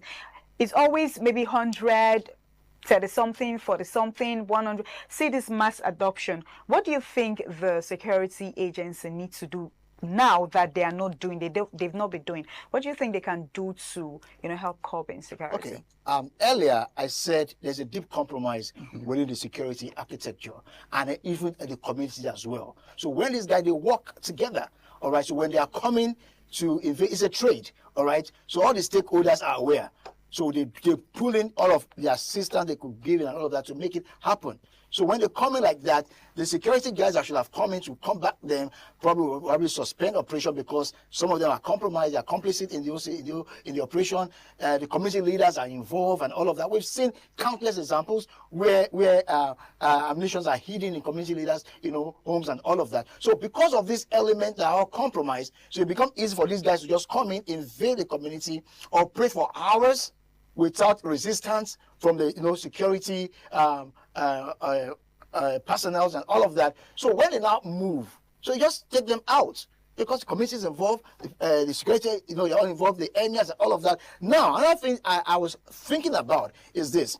When they come to adopt like that and in that volume, the first thing they think of is taking them to the forest.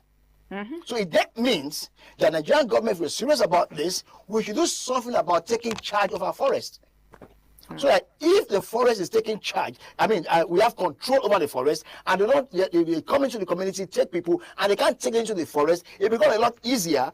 We get them trapped in the open, all right? So it becomes a lot easier for them and for the government to run them up.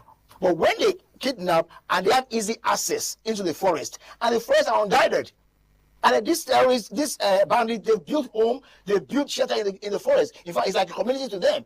What you see like roots around the open society, that's how they see the forest. They have the forest at the back of their hands. Okay, so we must, as a matter of urgency, arrest the situation in the forest and take charge, take full control of life in the forest. I know they came up with forest guards and all of that. How far have they gone with it? So we have to do a lot more. We must take full charge of the forest. So that way, they don't have a destination point. All right. So if they knew that there's no way to take them to, particularly in that volume, it would be difficult for them to continue with that business. So we must, as a matter of urgency, arrest and take full charge of the forest. We saw that the president has ordered security personnel, DSS and all of that to go, look into the matter to see what they will be able to do and rescue those abducted. That is like a welcome development. Yeah, but that is also very tight because if you are forceful about it, there will be collateral damage. And we don't want that. Now, if you're going in if you're deploying force to get the adoptee out, there'll be exchange of guns and all of that. Some of these guys could die. The Nigerians, the kidnapped guys could die. That's collateral damage. Now, we don't want that to happen. Then the other option would be to negotiate. And you cannot keep patronizing these guys because if they adopted 100, 200 today and you empower them by way of paying ransom, you have emboldened them, okay, you've encouraged them, so the next hit, they're going to take much more. So in other words, you are playing to their hands.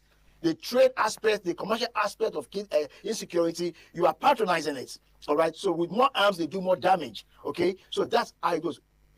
But sometimes government, you have to think out of the box, just like we saw that happen with Orire, in the Oyo, whatever. So government just played some dirty game, went after their families, all right, took their families, held their families, and like, look, as long as you continue holding on to these guys, we are not giving you money, but if whatever you're going to do to these guys, we'll do to your family. They held their families, their wives, their children, all of that at that point, and they gave them ultimatum. So that way it became a bit easier to move in and do all of that because they didn't want their family to go. It's ironical that they are being evil to other people, but they don't want such harassment on their own family members. But it's a very difficult thing, and we're in a very difficult place. But outright rescue will always be difficult. So a lot of patience will have to go into it, and then I also think behind the scene there are individuals and institutions that government can reach out to that could help. That will not be on the front line. That will not be, but it's solid because there are people behind insecurity. It's a planned system. It's a planned system. I just want to take on something you said a little earlier on, the issue of forest guards and the rest. Let us look at where some of these issues. Let's look at this issue very critically. Federal Road Safety Commission. Traffic police. The police had a unit for traffic. In fact, they had a special uniform. You could tell the traffic police. They were talking about road safety. They took it away from the police. They started that. The special force unit. Somehow they took it away from the police. We have EFCC and ICPC. Okay. The police, obviously, everything crime, but now you have NDLA. At the end of the day, what is left for the police? Is it for... Now, we're talking about forest guards. I don't know if you get what I'm trying to say again. That's another function that police should have been doing because they are in charge of internal security and things like that, So now everything is being taken away. Is the solution creating these specialized units? Or is it empowering the police, or should we just forget the police totally and then just create special units for different types of whatever it is? Because as it is, right, the money you're going to use to say create forest guards, they may be armed, they may not be armed. I don't know what and how effective they're going to be doing that. And then look at it also vis-a-vis the issue of state policing or community policing. I want you to examine all of this and their various implications. All right. Forest stats having divisions and specialization, of all this security architecture should ordinarily be a plus and a huge gain. Because, like, for example, I think fundamentally our policing system, the police are not trained for things like going to the forest. They don't have that training of an issue from start. And even our military were initially not trained to handle terrorism cases. But they're coming, they're upgrading and all of that. So I do not really think the police will be so effective in the forest. Now, locally, there are those that I don't want to water it down to hunters. But there are those that are gifted, that are good with, having their way around in the forest. But I think it's a welcome development with the forest guard thing, to empower them as much as you can, because they are going to be confronting criminals, heinous, soulless human beings. All right, so they should be empowered to go into the forest and take charge. All right, so they should be empowered to do that. So the forest guard development initiative is welcome, but in fact, I'm surprised that up to now it has not been so effective, because resources has not been channeled into that direction. All right, so the forest guard thing should work if the whole process is taken seriously. And then the police, whatever, because we see now with the state policing that the police system, which will work. Up until now, terribly disadvantaged as a nation with our policing system, because across the nation we have about 2,000 police stations governing over 200 million people. That's fact. It's oh yeah, and that's abnormal. That's abnormal, because presently it's about almost 800 citizens to a police. That's terribly poor. All right, so these are still go a long way to help. Despite the governors abusing that, but localizing, because it far comes to play with prevention and all of that. And again, when police is local, all right, it enhances security, because it means that the policing system, you now know the terrain very well. Okay, so the compromise that happens within the community will be checkmated if the institution is not also compromised, because corruption plays in a mess out of whatever government they're putting in place, because the commercial aspect of security is so huge that everybody wants to have a bite. All right, and these guys behind it, they know what they are doing. They believe everybody got a price. So if you bring in the security architect and all of that, and they know what their prices could be, they pay them off. So that's the main problem actually, is having people that will be strong enough, to not to be overwhelmed by the offers, the juicy offers of compromise, because everybody wants to have a cake, want to have a bite. Not too long ago, we saw how a military guy was arrested. That was actually renting out a military uniform to kidnappers because they make money. So everybody just wants extra money here and there. So we have people that are not professional in our security system. That's a huge problem. Corruption has eaten so deep into the entire system that people no longer understand the heart of the services they provide. Okay, so if that is not dealt with, whatever you put on it will go down. So you think at this point there are a lot of people that benefit from this insecurity? Oh yeah, it's a huge system. It's an industry. It's a full-blown industry. It is highly with NAS and all of that from the Sahel and all that. It's a system, because that sells guns, that trade, running that, and it's a sell their products. And unfortunately, it is insecurity that patronizes them. So what they do is they create a system, all right, whereby there will be a need for them to sell their guns. So they will sell to the bad guys, and they also sell to the police. So they are making their own money. So it is that tight, okay, and it's that horrible. Okay, sorry, doctor. Do you think the government is being reactive rather than proactive in tackling insecurity? They try to deploy both, but it's a bit tough. And then I don't want to pity the government because why it's very difficult for the government is the same people they are working with are compromised, so they don't know who is who. We've seen how generals have been killed, whereby it's even within the same military that exposes them, to the bad guys that get them killed. So government, I must say, in a way, are doing a whole lot to combat the issue. We saw how that the president created 4 extra military divisions, all right, to strengthen military presence across. Government make a lot of efforts, localizing police, with the state police, increasing the welfare status of military guys to encourage them. We see the forest guard coming up. We see a foreign collaboration, happening and then working. We see a lot of, what's it called? Investing in military gadgets and all that, weapons and all of that. So government is doing a whole lot. But the effects of what government is doing will be slow. Unfortunately, Nigerians will expect something rapid, something quick, but it can't work that way. We can only have it as a wish because the system is so compromised and security is so entrenched. And with all that government is doing, yes, they're trying to be proactive and also reactive at the same time because you are fighting an organized system. And part of the guys that are supposed to be working with you are working against you. So the government is at the receiving end. So those guys are like 3-5 steps ahead of the government. They know what the government are planning. And because government don't even know the spies are, in their midst. So the bad guys know what the plans of governments are. So before the government reach a conclusion, they already know what to do. So the government is at the receiving end. So the government is only going to be behind. What you're saying is that there is like an insider giving obviously. an information. Obviously. Okay, so, I mean, you repeated this several times in the course of the program. Our job is to help the government and the public look for solutions, obviously.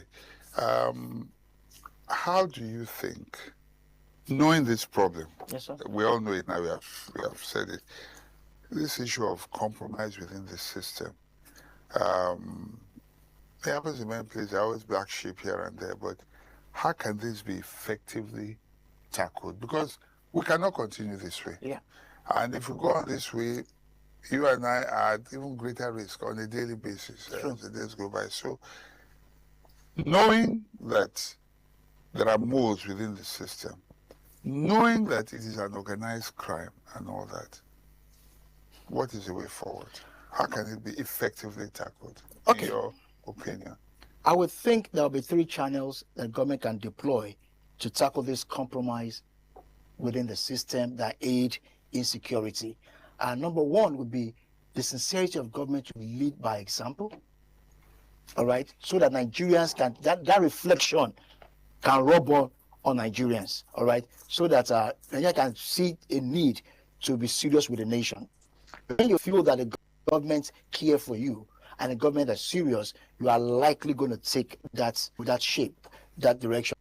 Number 2 is fixing our economical lapses, because an hungry man, they say, is a angry man. What lead mainly to this compromise is when people have to survive. When people have a strong need to survive and then it's not forthcoming, they will seek for other extra means to. I'm not making it because sometimes some of us go through this hardship and we don't compromise. But so that's not an excuse though. But it is a red flag. Okay, so if the economy is stable and then you find that the people are empowered and the people can, standard of living is good enough, so the enticements to accept the offer will be minimal. Because when people just take it because they want to survive at all costs, so that's a big problem. And then thirdly, will be strong drive of national orientation. Now, government, like before the program, I was talking to you about when we had 25th Silver Jubilee celebration of Nigeria, independence, 25th year independence of Nigeria. I remember when back then the national orientation was so strong.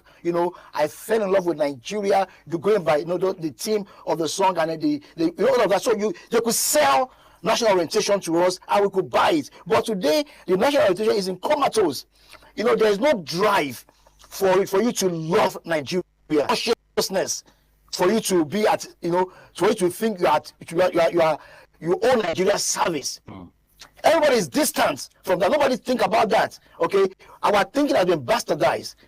Like, I remember a friend of mine was traveling, okay, from America, living in America, and then he saw a 7-year-old boy that accompanied his father to the airport. The father was living in America, okay, and the 7-year-old boy said to his father, "Go do well, Dad, and then go out there and make America proud." A 7-year-old boy could have that thinking. That's orientation. Yeah. But we don't have it. We don't have it here. All right. So if you understand that, look, you owe the nation loyalty. All right. That will help you to shun such devices and compromise and all of that. But our orientation system is very weak. That's why it's easy for people to go out there and even vandalize public properties, infrastructures, and all of that, because that thinking is not there. The orientation is not there. That you owe the nation service, you owe the nation loyalty. So if the orientation is strong, so people will not want to take side with evil to harm the nation. That will go along with. Let's look at some stats. Okay. Let's look at some stats. You were talking about the ratio of Nigerian space and number of police stations. So I was just trying to look up and I found it's even less. We don't even have up to 2,000. We're struggling between 1,300 and 1,600 police stations across the country. But some more interesting, and the UN benchmark is 1 officer to 450 citizens, so approximately 222 to 100,000, you know. But in Nigeria, it's about 120 to 160 officers to 120,000. Now, when we look at it in vis-a-vis our population and consider these two factors, the VIP protection factor that takes away a huge chunk of the manpower. All you need to do is see how many, when a convoy comes, a commissioner is moving, police officers are following him, VIPs, people who have no business, just ordinary citizens, you know, carry away all the police. Then there's also the regional disparities, where a place like Federal Capital, for instance, is heavily policed. The rural areas, these Niger communities that need the police more, yes, you don't see them there. Yeah. You know, all of these factors put together have put a strain on the manpower available to fight crime. How can this, or in what way can addressing these issues help in the fight against this, terrorism? Okay, sir. There's a factor we downplay on, and that is hitting deep into this nation. The hellishness of indiscipline. We know several IGP has been fighting, taking police back from VIP and all of that. They make outright orders, you know, take police off citizens and all of that, this VIP and all that. But it has not been so effective. But yet you still see them, they have made orders that this police should stop policing this VIP. But every day we still see running and you're not able to do anything. And it's simple, because this VIP, of course, yes, they feel their lives are more, you know, prized than ordinary Nigerians. Okay, so what they do is they pay whatever they have to pay so that the system will look the other way for them, because they can afford it. And then the guys they are paying will also play along because they make more money. So at the end of the day, they make laws, they give orders that they're not able to enforce because there is no discipline. Okay, I just want to chip in some of your thoughts, but there is a way out for VIPs. Apart from private security, the spy police, you can send their organizations doing these ones that escort the vans and all that. They are like regular policemen. Why can they not take advantage of that? If they must have police escorts following them everywhere. Yeah. Because the thing is this, they think the presence of the police will scare away those. Or maybe armed police. Yeah, armed police. Because the Nigerian system, we're careful with just giving out guns. Even to some para-security, organizations, they don't license them to carry guns. Okay, so this VIPs think their life is at risk, so they feel the only way they feel safe is when they have armed police around them. And we have VIPs in their numbers. So now, like you said, they take away the manpower from our system, and then they bribe their way through to ensure that they have that, as against the other. So it's down to discipline in our system. We don't have the courage to follow through on enforcing our orders and our laws, and that is taking a whole lot away from the system. That discipline, all right. So and the regional disparity as well. Oh yes, obviously. Right. I strongly feel state police will work a great deal, and funding of security architecture. It is paramount. In fact, as a matter of fact, we should make police, the military attractive. In other words, they should be well paid. There should be good package that goes into it, because first and foremost, these guys put their lives on the line. How much is enough? I mean, they should pay them well enough to attract brilliant minds to go into the security system. In America, people do everything they can to join the military, because beside the loyalty to the nation and all of that, you are well paid. You are well paid, and the welfare system is there. But here we see our police; they are not paid. We see pensioners dying on the street. We saw that the president actually increased the pay of the military personnel. That's a good one they've done. That's a good one. Not to word of coup. Yeah. Well, it's a good one though. But what I'm trying to say is we should institutionalize the welfare package of our security personnel, and that will also help us with what Doctor is talking about, with deploying them to the rural areas, because our rural area are exposed. Yes. Which police officer will want to go to a rural area when those in urban are suffering? So what will life be like in the rural area? Because in the rural area, there's issue with electricity, there's issue with good roads, there's issue with amenities, social amenities, and all of that. Food is cheaper. Well, food is cheaper, but it's all about what you can access in the urban are majorly lacking in the, and that's what we talk about, this rural urban migration thing, controlling it, is that you also try to make what's available in the urban area present in the rural area too. But because most times this mass adoption and all of that happen most at the rural area. Okay, but we have to attract police to the rural area, and to do that, we must fund the police system well. It's an overhaul the entire system, and then you made mention of something earlier. During the course of the conversation, you made mention of something when you said that you were mentioning the things that the governments are doing to help curb insecurity.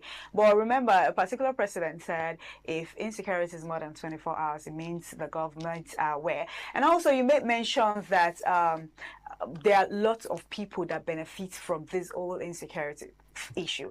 And I don't know if you can recall a video where Akpabio makes a statement to say that insecurity would go down after election. It means most of these persons they know a lot about insecurity. So if the government is aware of all of this, what makes you think they cannot stop it if they want to stop it today? All right, fine. Now, I think you want us to talk deep now. So let's go there. Okay. When Abacha made that statement, it is urgent go more than 24 hours, the government is involved. We know that in a way, government sponsor a lot of stuff behind the scene, use thuggery behind the scene, to get some things done, do the dirty work and all of that. So that's on one side. But what we are seeing today in Nigeria, because we discover that the pattern is always that during election cycle season, insecurity will just skyrocket. We saw that pattern used against Jonathan, all right, to say that he's incompetent and all of that, and that helped to kick him out of power. We also saw that it was also replicated against Buhari, all right, and now we are seeing it now. So it is very true. But it's not also about equipping thugs for political... Yes. What I'm driving down to is this. There is a high voltage of political interest connected to the skyrocketing insecurity as we have it. Because the thing is this, politics is brutal. Politics is boundless. So what happens is this, the opposition will want to make the government look bad to the people, and one of the ways they will do that is to sponsor insecurity. Politics is not any of these things. It's just the way we practice it here. It's not necessary. I'm coming, sir. Yeah. In Nigeria, it is very brutal because the thing is this: you want to make the government look incompetent to the people. All right. So one of the things you can do, because you can't control government resources as a opposition. So one of the things you can do is that, okay, if you have your way around, pulling down government effort and all of that, you want to do that because our opposition are boundless. They want to get into power. No, I don't. No, it is not restricted. This is an accusation against opposition. It may not. There's no factual basis. Allow me to balance this. Argument. Allow me to balance this. Yes. Now the truth is this: you don't have the facts, you don't have the evidence in court, but we know because the thing is this: you want to make government look bad. So those in power today were opposition yesterday. And we know one of few things that happened.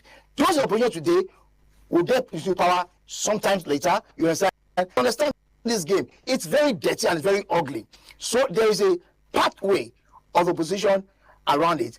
And of course, yes, there's also that part of government that's not doing what they should do. For example, I've always glamored, the use of technology to combat insecurity. I've always glamored about the use of camera, CCTV camera. So what will it cost us to take full advantage of that? And we say the government is not doing it. Okay, so you ask the question: why are they not deploying this technology to combat insecurity? The president promised them in Plateau when he visited the airport. Yeah, that they were going to deploy CCTV cameras all over. And yet it's not done. Apart from that, you just said the oppositions are trying to make the government, the ruling government, look bad. Yeah, I know. You can see what's happening. Okay. You can see what's happening, right? Yes. In terms of all of this. So how is it the opposition? I'm not trying to be in support of the opposition. I'm just saying we are in Nigeria. We can see everything happening in terms of insecurity, economy, and all of that. And you're saying the oppositions are trying to make the party look bad. Okay, let's restrict that as your personal opinion. It is my personal opinion. And I'm speaking from informed angle. Yeah, but you are not giving. The thing is this. These opposition figures, they are weighty men. Who are they? Okay, you don't want me to mention names. No, do. I mean, if you are stating, if you are making accusations, no, the reason we say so is as a station we are mindful of the kind of information, because once you put it out there, it's there. We have it's there, and then it becomes, people now begin to mouth it, and when you repeat some. I'm not saying what you are saying is whether lie or true, but and information put out there and often repeated soon is taken as fact. So we must be careful about how we make allegations. Okay. Insecurity is a very sensitive issue, and we cannot begin to politicize it and say it's opposition that is doing that. The opposition have the kind of power, perhaps, that we're trying to be. Some opposition did it in the past, but right now, you are telling the police now, don't investigate now, don't find out who is behind this. We already know who. It is the opposition that went to capture people. It's not. That's what I'm saying. You know what you are saying. The public doesn't know. Okay, maybe you should tell us what are you saying. Okay, so if you say it's opposition, please speak. I'm not saying it's outrightly opposition. No, because facts. Okay, that's what we feed our public with. So. If you are saying it is opposition, give us facts. If you don't have facts, then let's leave. Okay. Let's not make. Let's back down to when Jonathan was in power. Okay. Yes. But after the Chibok girls, there was another kid that happened with these school children too. And the then governor of Adamawa, the former military guy, what's that guy? I've forgotten his name now. Former governor of Adamawa. Now what happened was that there was a military checkpoint protecting that school, and then just before that attack, there was an order for the military guys to vacate their position. All right. So when they vacated their position, and then these criminals went in there and adopted the children. That was Ayobe saga. Hold it there. Hold it. What contradicts what you said? No. That is in power. You interrupted me. Interrupted me. Sorry, I okay, so when that happened, and then the military guys vacated and then the guys went into Yobe school and adopted those children. At that time, what the Adamawa state governor said, because at that time it wasn't PDP over to APC, all right, what he said then was that they should investigate who gave, because military would not act without order. So who gave the entry to vacate it? So, but At that time, the government was not willing, the other government was not willing to investigate that for some very, very strong reasons. You know, they didn't have that political will to investigate deep. The federal government. Yeah, at that time, the United government did, and the United government wanted at that time, you know, for coming about with things like that. It was a bit complicated because we were like, okay, fine, yeah, that's the lead way to knowing what actually happened there. Now, what happened there was, it wasn't the general that there is no way you want to scandalize your own government. The point is that some forces, you know, I said earlier, some of these guys, they are waiting men. So some of these could not make the military that support so for that evil to happen. And that evil happened and it registered against the government of Jonathan. All right? Okay, so, but no, I'm sorry. It doesn't add up. It doesn't add up. And I want us, let's stay focused. It doesn't add up. Because I wanted to make sure. I was driving. No. Everything I said so far. He said I was building. You just interrupted. Let's allow him conclude. See, this whole thing is, all right, like what I'm trying to say is, the general government was at the receiving end to what happened there at Chibok or the Yobe, whatever then. Now, what happened was that with that queue of military guys vacating that port, some other guys, beside the federal government, okay, gave that order, intercept that plane. That's where it's very, very critical. This thing we're talking about here, sir. Give us information. Sir, this thing we're talking about here is not black and white. Because what makes this guy very strong is because they can be hidden and operate. You see, they can be hidden and they operate. That will make it very difficult. Even sometimes, when government knows them, like Jonathan said then that part of this is government. Because sometimes you know, but you cannot act that much as government sometimes because of the sensitivity around the whole issue. So, then. I just want to get the thing is, okay, I said much earlier that this whole insecurity thing was first and foremost is not an agenda. Now they brought these two main reasons: number one, to have political control, and number two, just reason. Okay, so when they do that, they launch that system from the government to control the political, and then at some point in time, the opposition get hold of this and they use it for their political gains. Because as a government, right, you won't be kidnapping your people, you won't be killing your people because you are the receiving, put that on yourself. Now, the problem now is this: who are those you out of government? So this element will put powers and system to inflict that pain on you so that you look back to the fact that how Jonathan lost that election was first and mainly because of the problem of insecurity in Nigeria. They are not almost but a huge part of it went against Jonathan. Why? Because of insecurity. That was what sold to them, and some people orchestrated it.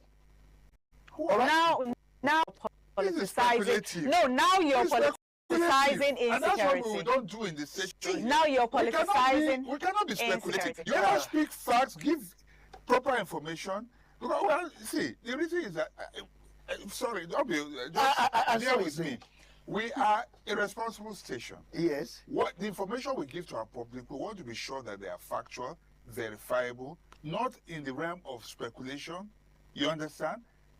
You can have your opinion, no problem about it, but we cannot ram it down our public. We don't have the facts here. So I don't want us to dwell too much. No, I think at this point you're politicizing it. Yeah. So let's come back to. So you really think you can take politics out of it? No. I know we can't. I know we cannot. Where is this? If you can't take politics of insecurity, now the question you ask yourself, I mean, it's just logical. It's logical. That is knowing that is calling it down when the government be shooting itself in the foot. But you have said that there are people who are benefiting. Exactly. It's each system. Contradiction. Wait, sorry. If people are benefiting from it, are you saying government are not part of the people benefiting from it? Or people in government? No, of course, yes. Okay. Of course, yes. There could be people in government. That's a fact. There could be people in government. Now, when you say those in government, now the people in government today, man, Okay. But the fact is this: those with the resources, with the influence to make it stronger than, not necessarily stronger than governments, but these are very powerful guys, and then such that I'm careful. I'm careful. I'm careful. Let's careful. come back. But you see, okay, let me nail it down here. Yeah. Don't take politics away from insecurity. That's a fact. Number two is government will not creating insecurity that will count against her. Okay, before the government will not do that. Then now, who are interested in taking power from the government? The 2027 election approaching, how much could Nigerians' choice at the point? Right, fine. It's a divided opinion. Two ways. Number one, just when we started the program, that we've had so much of this that is becoming almost normal to an average Nigerian. It means almost nothing again to us because we've seen a whole lot of it. So there are some that are that have gotten so used to it that it might not even influence their decision. Then on the other part, there's also the people also being sensitized with the fact that this could be political. This could be a blackmail card against the government. All right. So they're also seeing beyond, the surface. So that's that. But then there is the third angle to say that, look, if the first priority of the government is to protect life and properties, and it's failing, then why? So it will work dimensions and all of that. And then, of course, it will swing here and there, okay? But it's about narrative, it's about public perception, it's about who is stronger in it. Because if government is working, let me take us back here. In 1919, a particular opposition candidate said, if he does not win the election in 2019, that insecurity will continue in Nigeria. That state was not investigated. It was not joining, and all of that. If they lost the election, insecurity will continue in Nigeria. We just took it like we just at it. Nobody took that statement seriously. Now, if we were talking about particular owns a big institution, school, institution, private university in the north, and then not around that area. And because we also know some governors have confessed, to paying to secure their citizens. Governors have confessed to that they pay to secure their citizens. So there are people that can negotiate. There are people that can pay to say, look, don't come to us. I mean, we have someone like Gumi. I'm not accusing Gumi of anything, but Gumi has his way around bandits. He negotiates, So if our place now, what I need to do is go to someone like Gumi, okay, pay off, do whatever I need to do, negotiate through Gumi, and say, you know what, I have interest, don't come down here, and I'll be secured. All right. So these are some of the things that we should, if we are serious enough, the flag light. I mean, look at.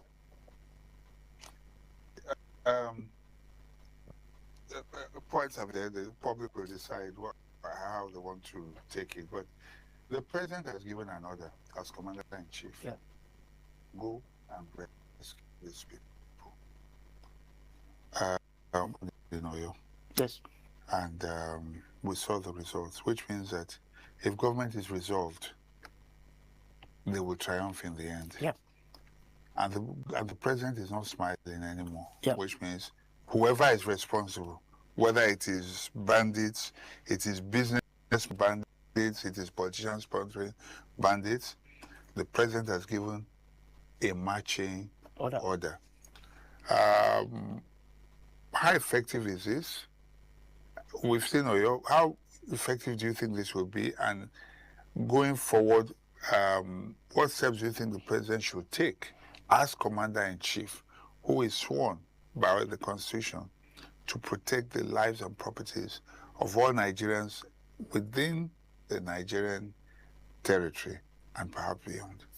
I think first thing the president would need to do to make his orders very effective is to ensure that if there is failure in this capacity, guys at the top hierarchy she'll be fired. Okay. All right. So once you know that you're going to lose your job for such failure, so what you're going to do is you're going to control the entire system to make sure that it succeeds. But the problem is this: over time, we see that when things like this happen, people don't lose heads don't roll, so they can afford to accommodate failure. So what the president should do is to ensure that the top guys will be fired if there's failure in this regard. So once that threat is on the table and it's trying to government and the president means that, they will get to work. All right, they will get to work. So the president has to be sure that he's serious about this rescue mission. Right. And then another strong area that we have to be patient. It cannot just be like this. Okay, thank you so much. We have to be patient. Nigerians, Mr. Chris said we have to be patient. Okay, thank you so much for your time. Thank you for joining. Thank you for having me this morning on CMI. Thank you all our beautiful viewers. Thank you all our esteemed viewers for joining our Lagos Network studio this morning on CMI. I am Marcelina Umpo. We'll be handing over to our Benin Network studio for the continuation on CMI. Just stay with us.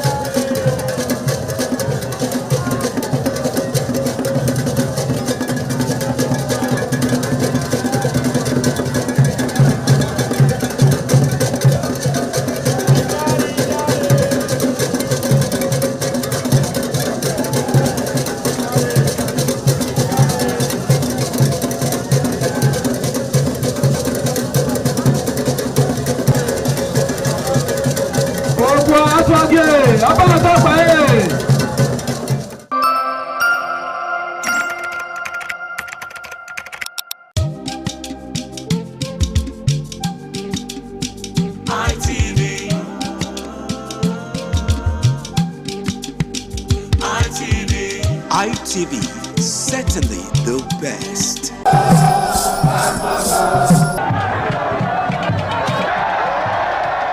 The land of Owa is inhabited by the people with common ancestry, language, religion, economic and socio-political ties. However, irrespective of their subtitle differences in language and culture, they share common traditions. The people are known for their hospitality. Owan traced their origin to Benin Kingdom as a result for a man to find a comfortable place.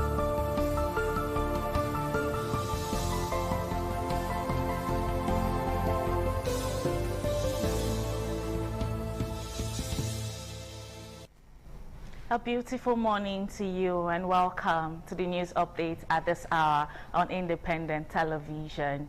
I am Amara Chukwu Azuka.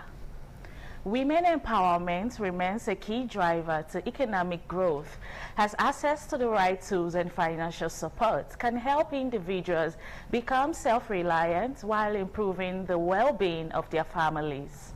In a practical demonstration of this commitment, the Rotary Club of Benin on Monday empowered 7 women with heavy-duty grinding machines and 30,000 naira each to support their businesses and livelihoods. Ehis Ohunamori has details. please don't sell it and maintain it very well. The initiative under the Rotary Club of Benin Community and Economic Development Project is aimed at equipping women with the tools needed to establish and sustain small-scale businesses. The beneficiaries were also educated on the proper use and maintenance of the machines by the project director, giving them practical knowledge to turn the intervention into a sustainable source of income. The fan belt, if you put your finger there and trap it, it can cut your fingers off. We are dealing with petrol, so when you are putting petrol, please make sure the equipment is not hot. President of Rotary Club of Benin, Rotarian Antonia Fuludu, said the gesture reflected the organization's commitment to putting smiles on people's faces, stressing that meaningful impact could be achieved with the little available. We decided to give the grinding machine to them because we don't want to give them fish. We want to give them the nets to fish. When you give cash money, some don't use it to earn anything. It will not go along. The beneficiaries expressed appreciation to the Rotary Club of Benin, promising to put the machines to productive use rather than sell them. I really thank them for what they've done, and may God Almighty bless each and everybody that contributed in this project. Waiting at the ground for many years, I will suffer. Even if you dey fall, I go enter and go grant something. But now, it dey my house, I will grant and wear. I promise to use this gift effectually, that you will not regret giving it to me. Thank you. For Rotary Club of Benin, the gesture is another step towards empowering women, strengthening communities, and promoting economic development. From Benin, His Ohunamuri, ITV News. Now, the leadership of Ogba community in Oredo local government area of Edo State has expressed disappointment over a recent media report that the community lawyer and liaison officer has been removed, a situation the leadership viewed as misinterpretation of facts and untrue. In a statement, the second-in-command, Pa Jimo Obasohan, and the secretary, Pa Note Greg Omogiati, said the lawyer and the liaison officer have been carrying out their jobs appropriately and representing the community very well. And as such, any decision to be taken concerning both must go through the appropriate channel according to the custom and norms of the community. The Ogba community leadership said it has a legitimate interest in protecting its land, property, resources, and the collective interest of its people, and therefore important that all persons entrusted with community responsibilities conduct themselves in a manner that promotes the unity, accountability, and transparency of the community.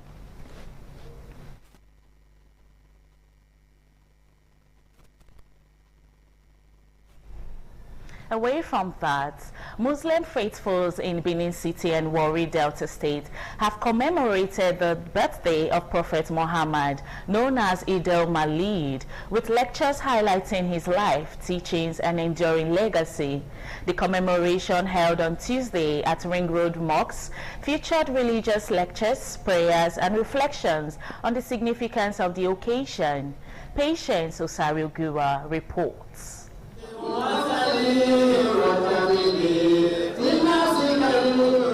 Muslim faithful gathered in a joyous mood singing songs to mark the birth of Prophet Muhammad. The gathering provided an opportunity for the faithful to reflect on the Prophet's exemplary life and renew their commitment to his teachings. In a lecture titled The Life and Times of Prophet Muhammad, Chairman University of Benin Muslim Community, Alhaji Nuruddin Asunugi, urged Muslims to emulate the Prophet's teachings as contained in the Holy Quran. For you to know somebody or to love somebody, the truth of the matter is that you must know that person. Chief Imam of Benin Central Mosque, Alhaji Abdul Fattah in Abulele, stressed the importance of the commemoration, urging Muslims to uphold the values of peace, unity, love, and good character. The Prophet was a symbol of generosity.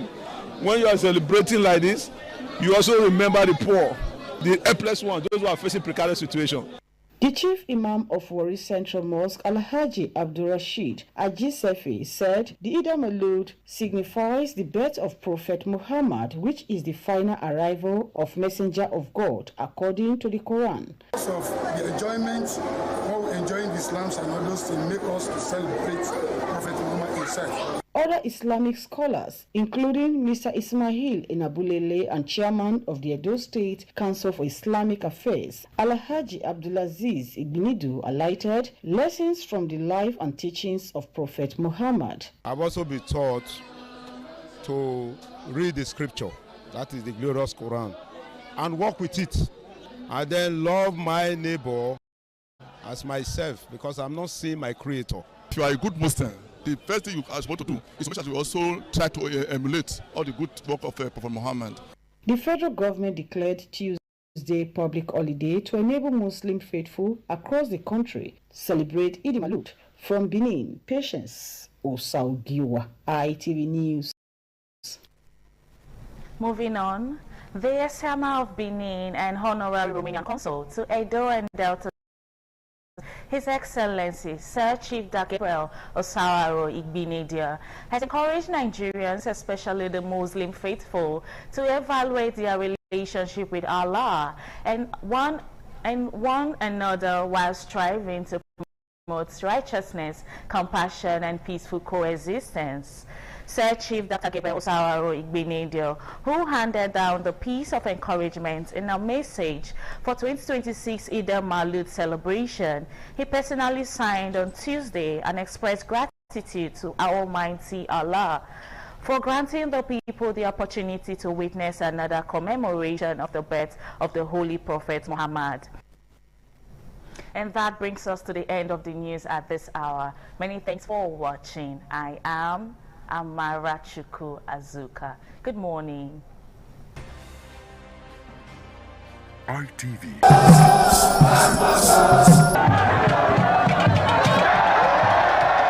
The land of Owa is inhabited by the people with common ancestry, language, religion, economic and socio-political ties. However, irrespective of their subtitle differences in language and culture, they share common traditions. The people are known for their hospitality. Owan traced their origin to Benin Kingdom as a result for a man to find a comfortable place for living. The name Owan was derived from the largest and longest river in the area, which is known as Onwian or Onwa. It means one who makes merry in affluence.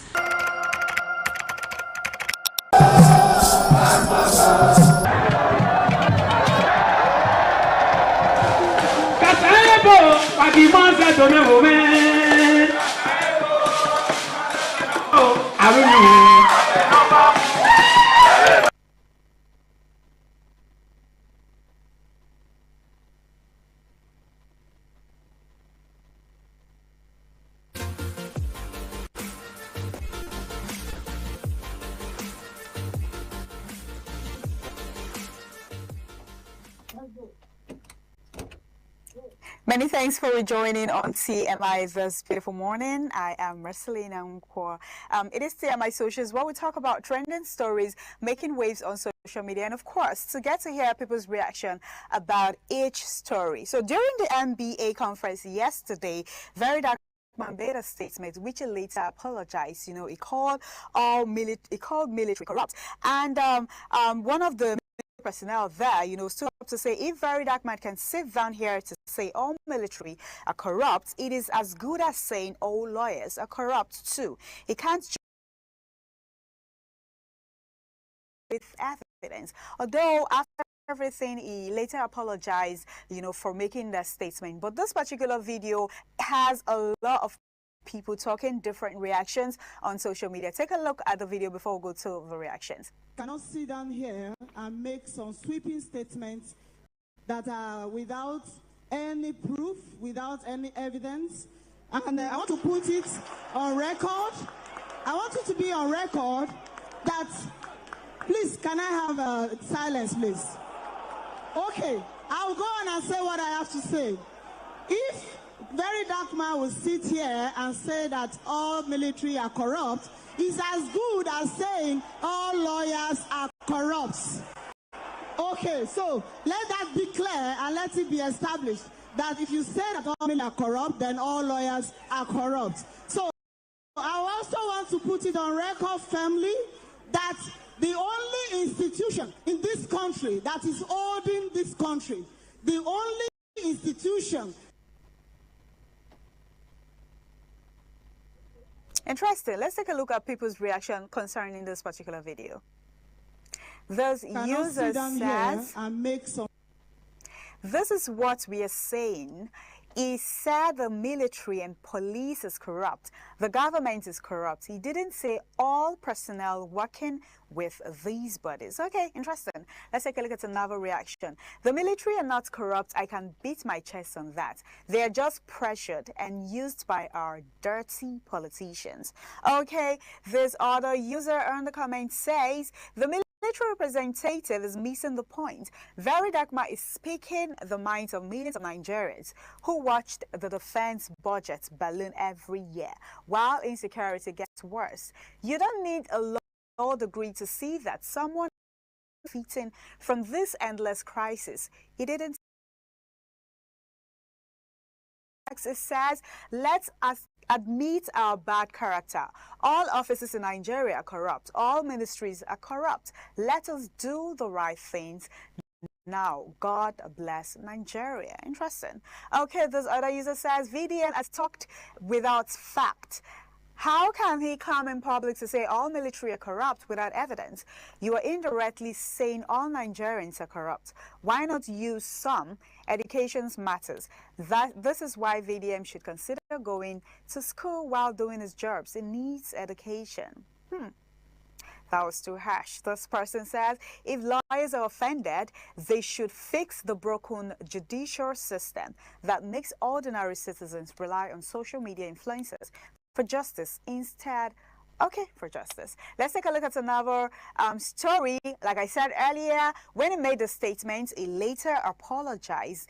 You know, he didn't mention all military, just said some military are corrupt. Okay, we saw in South Africa where the moment South Africa physically assaulted former Miss Universe Chidinma after leaving the court, you know, and also I saw another video where some South Africa were saying that, oh, since, you know, other foreigners left their country, it has been, you know, not been easy for them and all of that. And the comments on the comment section, you know, was a bit funny, but this particular video has sparked reactions on social media. Take a look at the video to the reactions.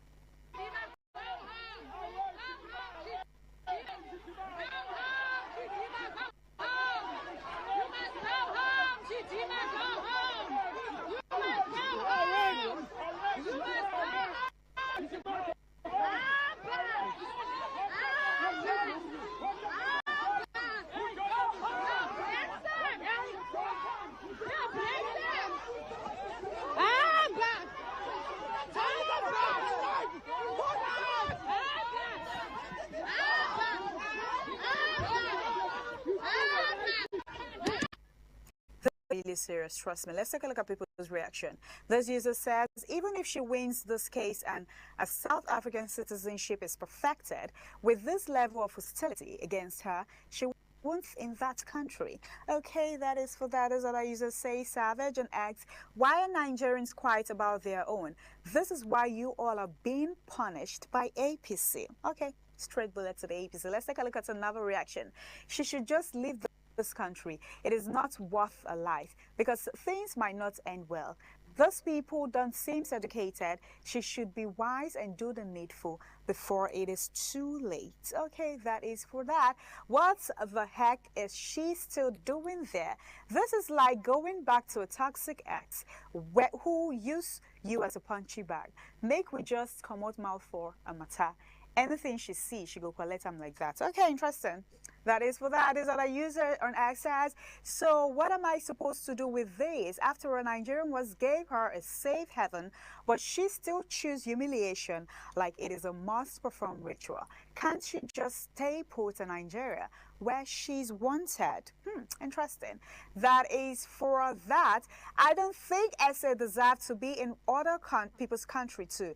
If they feel this strongly about others being in their country, or is it only blacks they have problem with? I hope they are not in other countries. They should only stay in South Africa if they don't want others. Okay, that is for that story. Also, the next story we'll be looking at, we saw where the council chairman Samuel Shekwalo threatens residents. It says, is either he supports APC or leave Kuje. This particular video has been trending. Take a look at the video. I have said in my area council, it's either you're doing APC or leave the area council. I'm not answering it. With confidence, I'm saying it. You know why? I cannot have minister and president doing for us what they are doing. Then on the day of election, you now come and say you want to match me. I will not do it. I will not do it.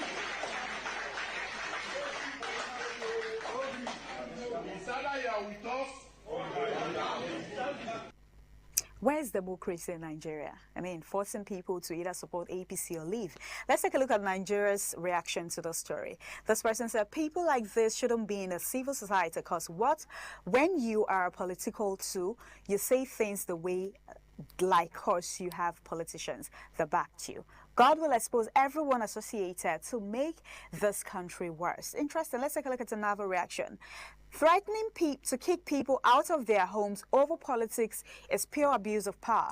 Remind him that he's a public servant and not a landlord. Okay, interesting. There's other users say supporting APC or any other political party a personal choice. Nobody should be threatened, intimidated, or told to leave their community simply because they refuse to support the ruling party. Democracy means freedom of choice, freedom of expression, political options. Okay, that is for that story. The last story we would be looking at is during the MBM meeting yesterday, one of the lawyers stood up to ask a question concerning Rotimi, where he says Rotimi said Peter Obi is not going to win the election, that he was actually referring back to Amechi, that he would not win the election. And, Amechi responded to him. Take a look at the video before we go to people's reaction.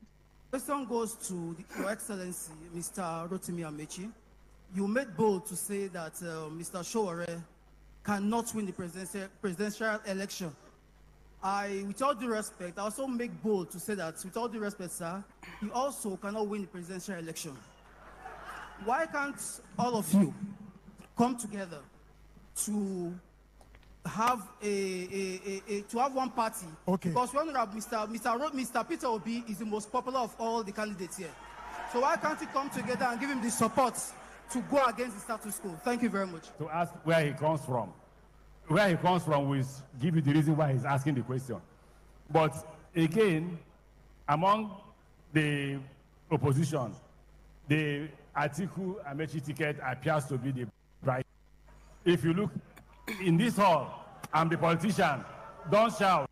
Most of you either be for court cases. I'm the politician. I've been a politician since the age of 22. I'm 61 today. So imagine 40-something years ago.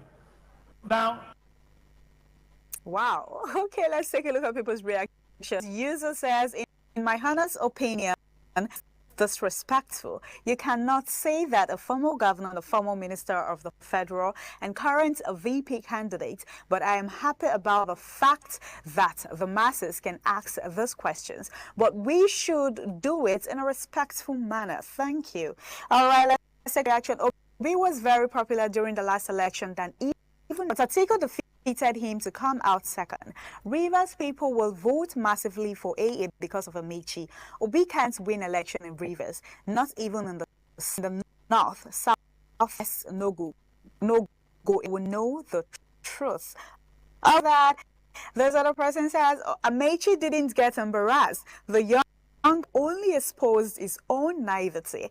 Politics isn't won by noise or by ordering other candidates to support Peter Obi. Let's 2027 decide at the ballot box. Amechi is ready and will win. Okay. Thank you for asking. This is what I'm talking about. Why can't we just come together to form one party? Everyone from their own party and win. And we are saying we want a change. This shows that we are not ready in this country. Interesting. This other user says, my brother, your question sounds intelligent on the surface, but it's actually very shallow. Pardon. You said Amechi cannot win, the same way he said Showore cannot win. Pardon? Showore, I said Obi. Showore cannot win. Then you turned around and said everyone should just drop everything and support Peter Obi because he is the most popular. Says who? This is not strategy. This is politics. Is not a contest on social media. It is about structural spread, experience, and the ability to govern. You don't build a serious alternative by telling people with actual governance to shut up and be quotas. Interesting. That is all I would go for you on TF. That's beautiful. And we would be going back to a Benin Evans is on. If you can hear me, take it up from here. All right, thank you so much, beautiful Mercy. Talking about the campaign and how politicians are reacting, going about their campaigns. I think we need to know something. Nobody can say who will win. It is the electorate that will decide. So let us just keep our, keep our patience and see how the election pans out next year. All right, so thank you so much, Mercy, for that social media segment there. And this is where to draw the curtain on the program today, this morning on ITV Wednesday's edition. I want to say a very big thank you to you that stood, that stayed, that sat, and of course you watched the program while it lasted. And also to all our guests that made it through on this program today. I want to say a very big thank you. So until same time and next week, on behalf of my co-anchors, beautiful Mercy, and of course Wilson of Marshall. My name is Evan Sunokugi. Until same time tomorrow. Goodbye.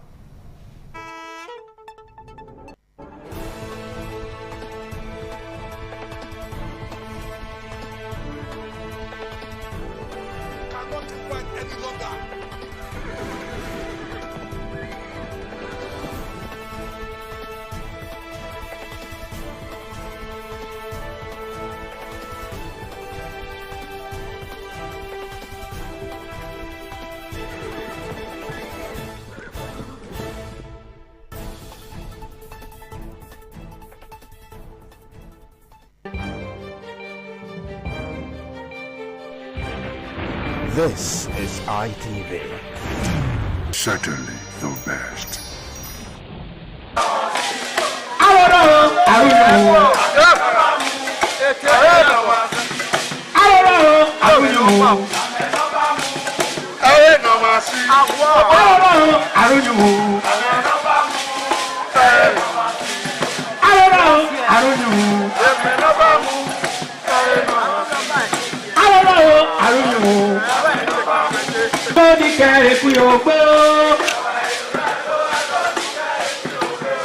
Ẹ̀wọ̀n ẹ̀dọ̀dọ̀ rẹ̀ tó ẹ̀tọ́ ní kẹrìkú yòókù.